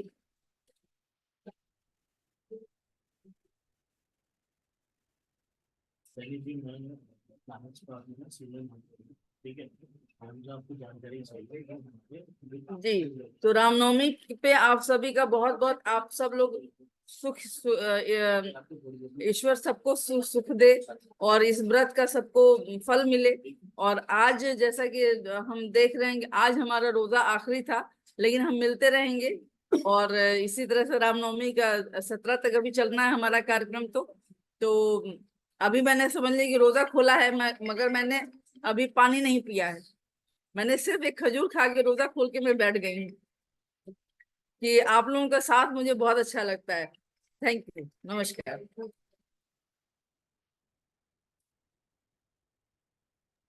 जी मैम, पहले तो आपकी इस बात से, आपने रोजे की बात कही तो पहले ही आपको पहले से इन एडवांस ईद मुबारक हम लोग कर देते हैं, क्योंकि प्रोग्राम हमारा नवरात्र मनीषा और राम जन्मोत्सव है, लेकिन आपका जो इस समय चल रहा है, आपके जो फेस्टिवल चल रहा है वो भी उतना ही इम्पोर्टेंट है हमारे लिए।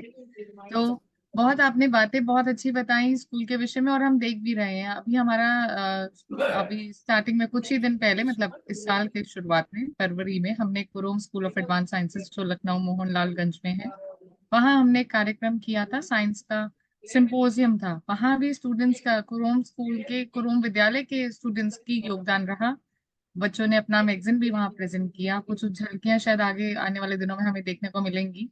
और बच्चों का अक्सर मेरे ख्याल से 2 ट्रेनिंग कैंप्स हो चुके हैं कुरोम स्कूल में, वहां पर साइंस सेंटर में मुझे जहां तक लगता है ना अफजल मैम? जी पार्डन मैम। दो दो आपके हो चुके हैं ना ट्रेनिंग कैंप्स आपके जी स्टूडेंट्स के साथ? जी तो जी वो जी काफी अच्छा लर्निंग एक्सपीरियंस बच्चों को रहा। इनफैक्ट पहले लर्निंग ट्रेनिंग कैंप के बाद तो बच्चों ने खुद ही कहा कि मैम हमारा जल्दी से दूसरा भी करवाइए।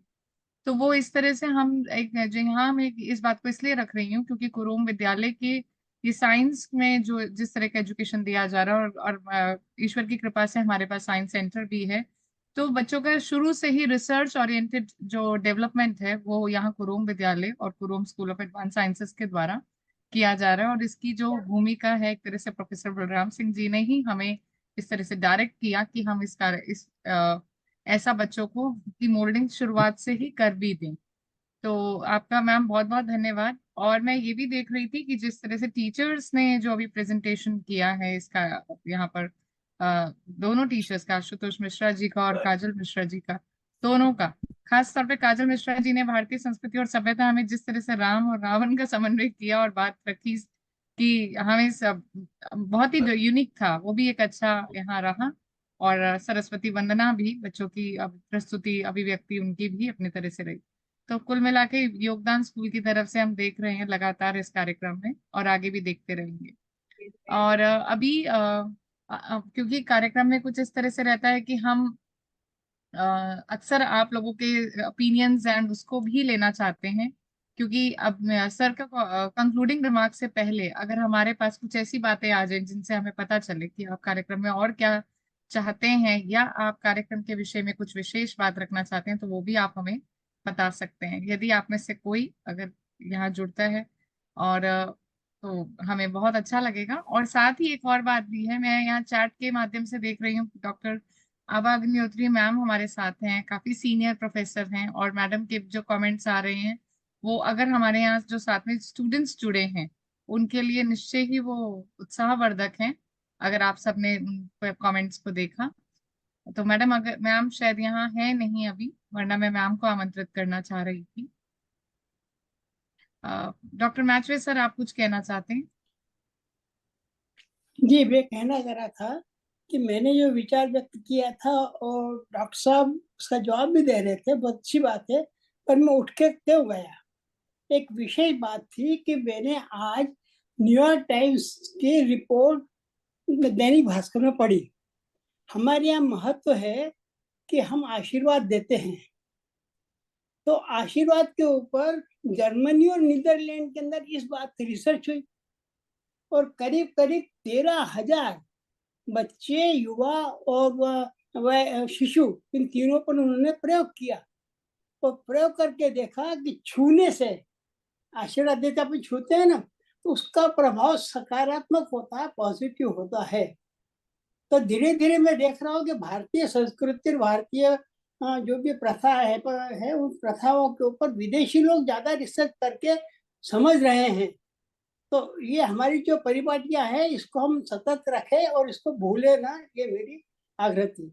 अच्छा, उस जो न्यूज छपी है उस न्यूज को मैंने डॉक्टर बलराम जी, मैंने आपको अभी व्हाट्सएप पर भेजा है, उसका लिंक भेजा है, प्लीज पढ़ना। और आप उसके ऊपर ज्यादा कुछ बोल सकेंगे, you are man of science, क्योंकि ये न्यूरो साइंस का विषय था कि छूने से और आशीर्वाद देने से कैसे किसी व्यक्ति में परिवर्तन आता है, ये उन्होंने प्रयोग किया था।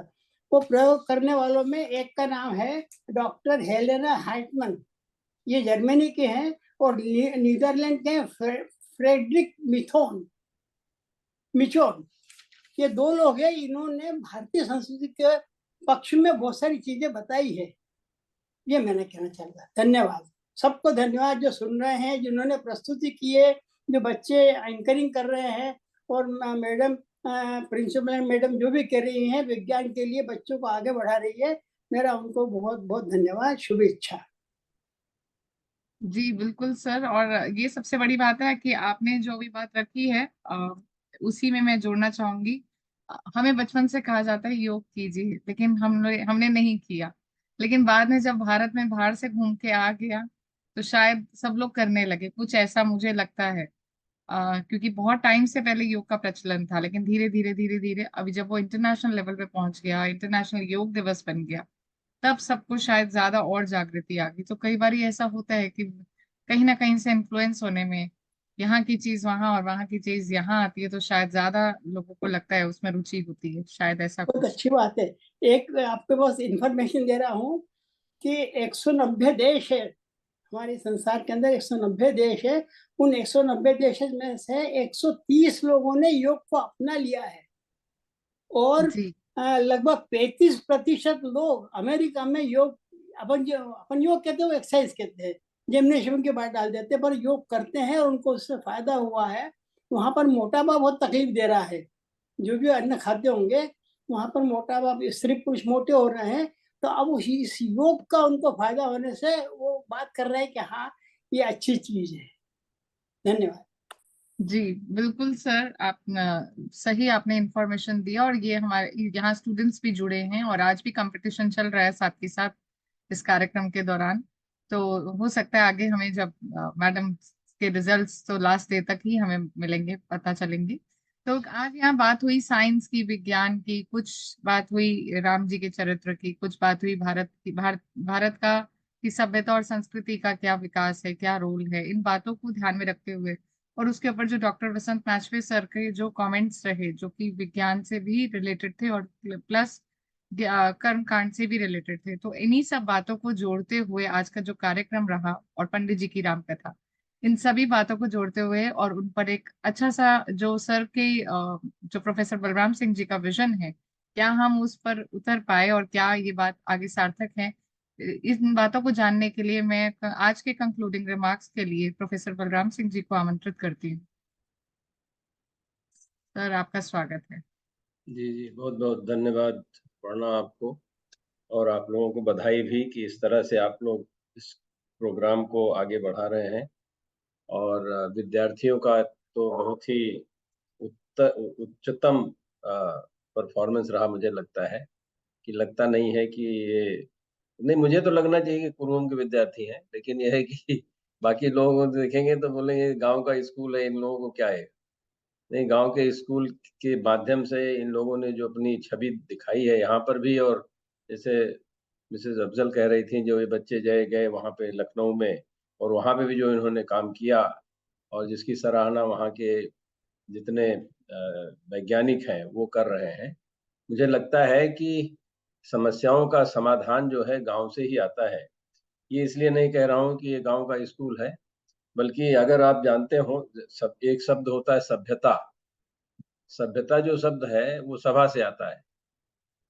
तो सभा तो सिर्फ गांव में होती है, गांव सभा। शहर में तो निगम होता है, सुल्तानपुर में भी शायद जिला परिषद होगा या कुछ और तरह की चीजें होती है। सभ्यता सिर्फ गांव में होती है, सभा जहाँ होती है वहीं सभ्यता होती है। और सभा के लिए ऐसा कहा गया है कि जहाँ पे लोग सभा में बैठ के कोई बात कर सकें, उसको मर्यादा पूर्ण मानी जाती है। उसी से सारे समाज की जो है वो इकाई जो है वो गांव है। ऐसा महात्मा गांधी ने भी कहा था कि राम राज्य ग्राम राज्य से आएगा। तो ग्राम से इस तरह की जो जिस तरह विकसित भावना चल रही है, जो कि आपके अध्यापकों ने भी अपनी बात जो उस भाव से कहा, और मिसेज अफजल तो कमाल कर रही हैं। एक तरफ रोजा चल रहा है, दूसरी तरफ रामनवमी की। तो ये इसको बहुमुखी प्रतिभा कहा जाता है। इसमें जो लोग बड़े सीमित हैं, जो कि सिर्फ एक अपना काम करते हैं, जो व्यक्ति औरों की भी सेवा कर सके, अपनी सेवा तो सभी कर लेते हैं, जो औरों की भी सेवा कर ले उसको कहते हैं कि उसके अंदर कुछ क्षमता है। तो इस तरह से हम सारे संसार का उदाहरण से काम कर रही हैं। ये सारे अपने अध्यापकों को एक मार्गदर्शन स्वयं उस भाव को करके कर रही हैं। इससे बड़ी और क्या चीज हो सकती है, क्योंकि विद्यार्थियों के लिए बहुत बड़ा यही, हमने तो जिंदगी में यही देखा है। हम तो खैर गांव से निकल के शहर से होके गए हैं, लेकिन हमने शहर में भी यही देखा, सीखना ही पड़ता है। हर जगह जाइए तो किसी को देख के सीखना पड़ता है कैसे कैसे किए। तो जो आपके आचरण में यहाँ पर है, जैसे उन्होंने कहा कि उन्होंने कहा बच्चों से चना भिगा के देखो उसमें क्या क्या परिवर्तन होते हैं। उसके मानक भी ढूंढे कि कितने कितने, उसकी क्वांटिटी भी ढूंढ सकते हैं, छोटा मोटा मैथमेटिक्स लगा सकते हैं। तो उनको मैथ भी समझ में आ रहा है, विज्ञान भी समझ में आ रहा है, और भोजन के भी समझ में आ रहा है, बहुत सारी चीजें समझ में आती हैं। तो इसी तरह से ही ज्ञान होता है असली में। जब जो बड़े बड़े साइंटिफिक डिस्कवरीज हुई हैं, वो ऐसे में जेम्स वाट खाना बन रहा था, देखे उसमें भाप से उठ रहा है वो, तो उन्होंने उनको ये आइडिया हो गया कि ये तो भाप में बड़ी शक्ति होती है। उसी तरह न्यूटन ने देखा ये एप्पल गिर रहा है, तो सोचा इसमें कोई बड़े ज्ञान की बात है कि उड़ ऊपर क्यों नहीं जा रहा, नीचे क्यों आ रहा है। इसी तरह के जो अगर आप सच में देखें तो जो बड़े बड़े बड़ी बड़े वैज्ञानिक खोज होती हैं इसी साधारण सी चीजों से होते हैं। बाकी तो ये बहुत सोफिस्टिकेटेड कोई भी बना दे, उसके कोई खास मतलब नहीं निकलता है। मैंने देखा हुआ है, हम लोग तो सोफिस्टिकेटेड वाले में भी करते हैं। तो इस भाव से मुझे लगता है कि आप लोगों का ये कार्यक्रम जो है बहुत ही सुचारू रूप से चल रहा है, और ये बात आप लोग हमको श्रेय देते हैं। मुझे लगता है मेरा श्रेय बहुत ज्यादा नहीं है इसमें, आप ही लोगों का। अगर आप लोग नहीं करते तो हमारे कहने से कुछ नहीं होता। हम तो, आप लोग जानते हैं, इसे परिवार से आते हैं। हमारे यहाँ ये थोड़ा सा भाव रहा है, परिवार बहुत दिनों से साथ रह रहा है। अगर ये भाव नहीं होंगे तो चलेगा ही नहीं। और इसमें भाव में होता है कि आप एक दूसरे की मदद करें, तो उसमें परहित सरिस धर्म नहीं भाई, पर पीड़ा सम नहीं अधमाई। इससे अगर दूसरे का हम हित करें, और हित करने के लिए ये बात हम लोग कहीं और भी किए हैं कि हित करने के लिए आपके अंदर शक्ति होगी तभी तो हित करेंगे। तो आपकी शक्ति का क्षीण नहीं हो रहा है, आपकी शक्ति तो बढ़ रही है, दूसरे के हित करने के लिए आपकी शक्ति बढ़ रही है। तो इस भाव से सबका सबसे बड़ा उदाहरण जो है, वो जितने भी बड़े बड़े शक्तियां हुई हैं इस संसार में, वो उदाहरण जब बनी है तभी लोग उनको मानते हैं। स्टैटिस्टिक साइंस से ये नहीं चलता है, ये चलता है कि आप किसी को देखें वो व्यक्ति ऐसा कर सकता है, उसी से प्रेरणा मिलती है। हमने बहुत सारे लोगों से प्रेरणा ली, टीचरों से प्रेरणा ली, दोस्तों से प्रेरणा ली, परिस्थितियों से प्रेरणा ली। तो इस तरह से प्रेरणा से ही व्यक्ति, क्योंकि वो व्यक्ति तो अकेला है, उस तरह चल सकता है। अभी डॉक्टर बाचवे बोल रहे थे कि वो हमारे यहाँ की जो पद्धति, बहुत सारी रीति रिवाज है, यहाँ तक ये भी नमाज, आप बोल रहे हैं कि रोजा आपने आज खोला, उसमें नमाज पढ़ते हैं।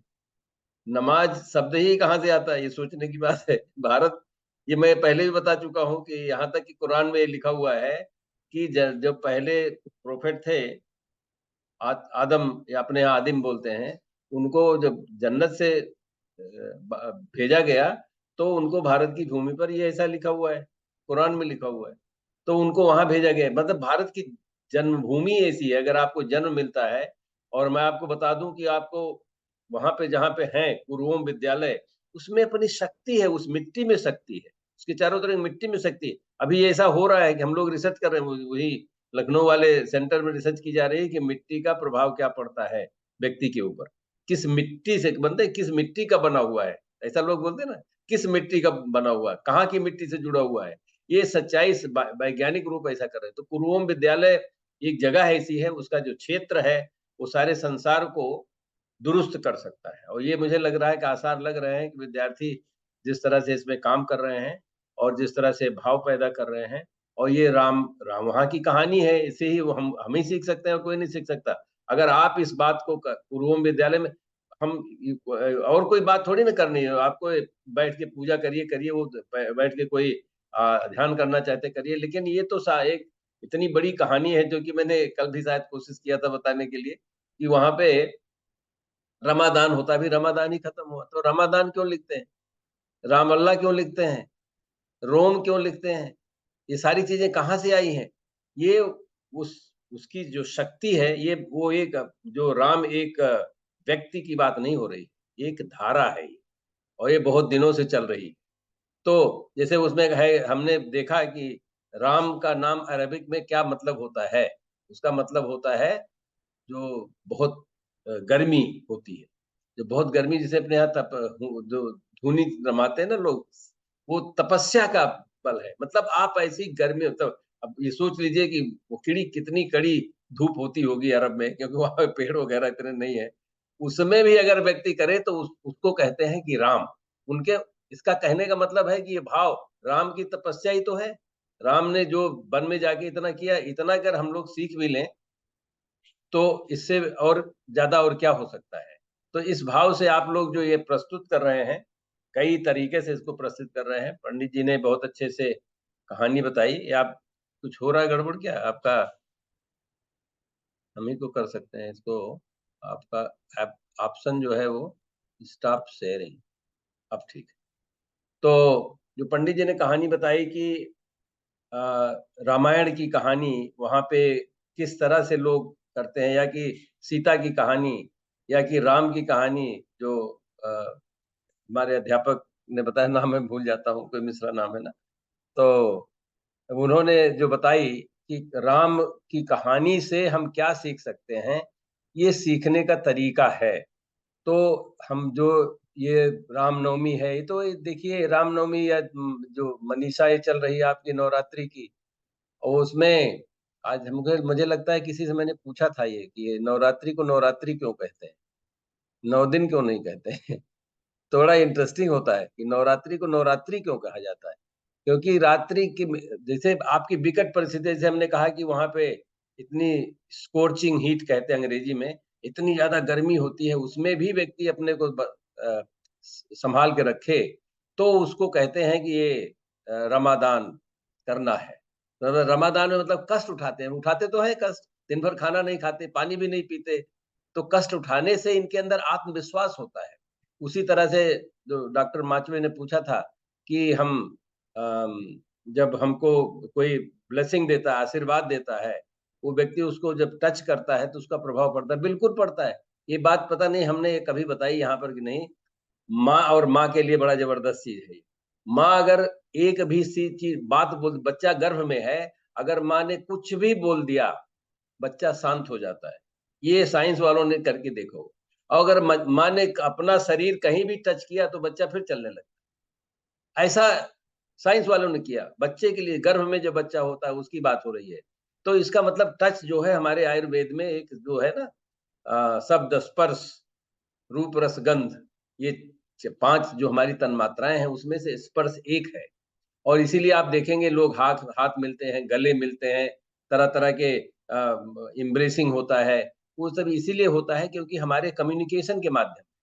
और इसलिए अभी मैंने वो विज्ञान पढ़ा नहीं, एक्सपेरिमेंट जो इन्होंने भेजा मैंने वो नहीं पढ़ा अभी, लेकिन ये मुझे इसमें कोई ताजुब नहीं है कि अगर आप किसी को टच करते हैं और उसके ऊपर उसका प्रभाव पड़ता है। तो ये सारे जो रिचुअल्स हैं ये हम कर रहे हैं। आप ये रिचुअल्स जो हैं बहुत ही जरूरी हैं। सभी जितने भी संसार की संस्कृतियां हैं सब में ऐसा होता है।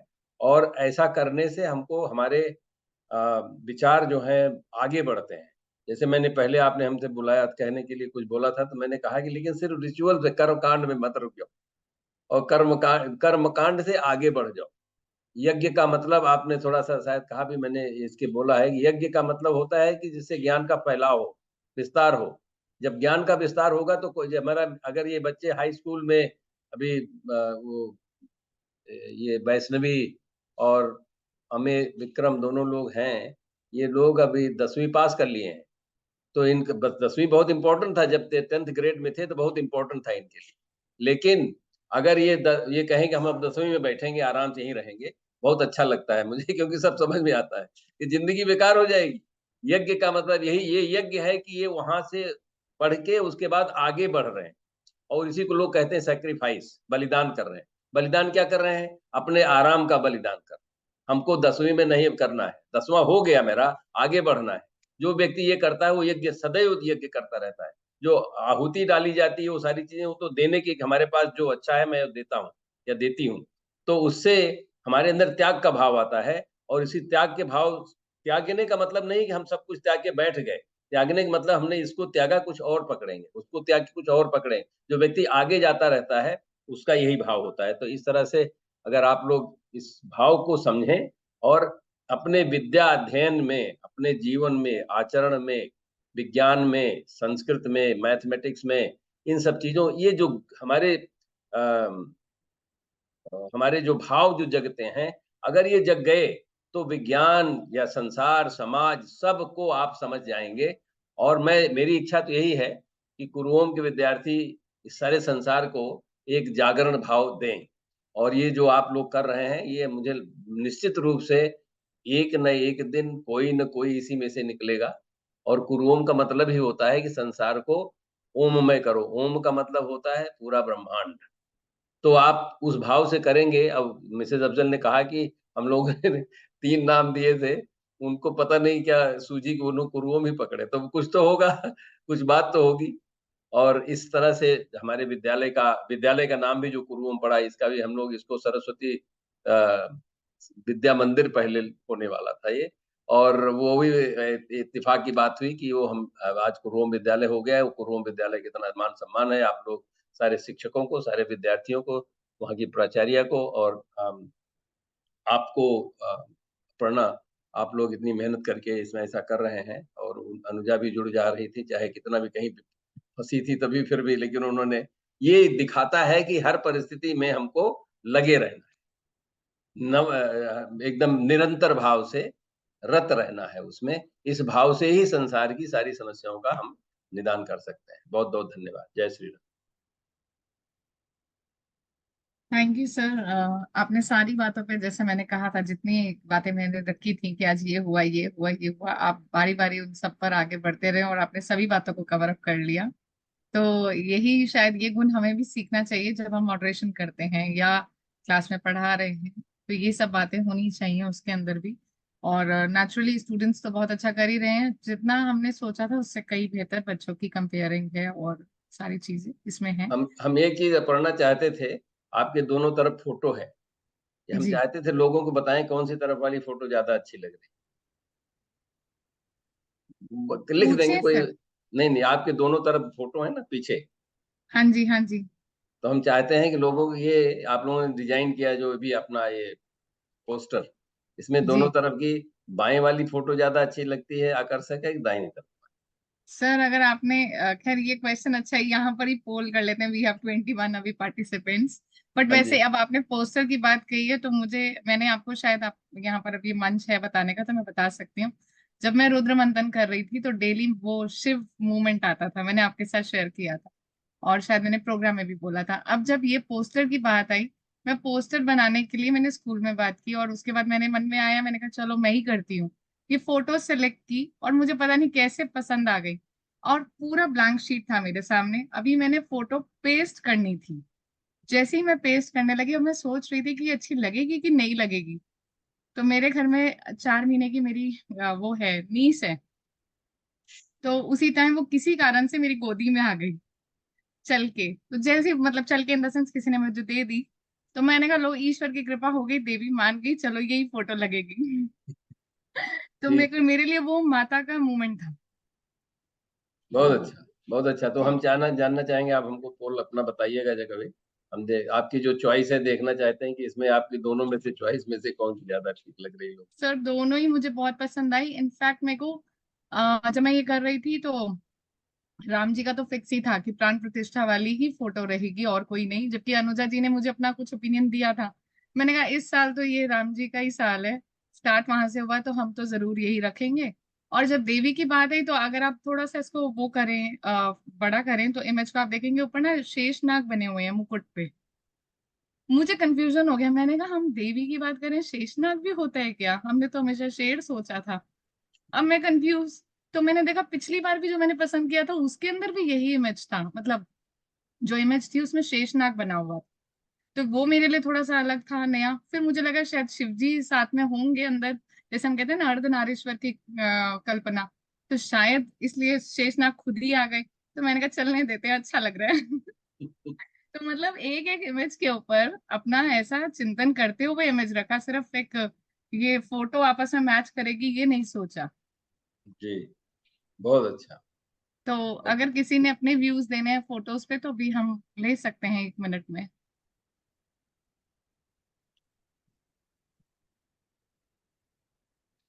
सभी लोगों को वसंत डर लग नाचवे रहा सर है, तो डर लग नहीं रहा है नहीं, अगर वसंत नाचवे सर तो ऐसे ऐसे कह रहे थे बीच में। वो डर लग रहा है कि अगर इधर चूज के कहीं देवी नाराज हो गई और उधर चूज के तो कहीं राम नाराज हो गई तो बड़ी मुश्किल। अपर्णा जी, जी आपने जो बताया कि उनके देवी के सर पर मुकुट के ऊपर शेष नाग है, जी मेरे को भी बहुत सोचना पड़ेगा। मैं इसमें से शोध करूंगा और कल आपको जवाब दूंगा, बिल्कुल आपको सर, बताऊंगा। क्योंकि मैंने तो देखिए वो क्रिएटिव जो लड़कियों का थोड़ा एस्थेटिक सेंस होता है ना कि हाँ, ब्राइट लगेगा, हम जो पहनेंगे उसमें उठेगा, ये सब सेंस हम लोग रखते हैं।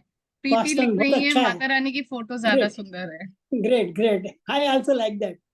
जी जी नमस्ते। एक्चुअली हाँ इसमें क्या है, दुर्गा दुर्गा का जो स्वरूप है उनको कहीं कहीं मणि नागेश्वरी भी कहा जाता है, नागेश्वरी भी कहा जाते हैं।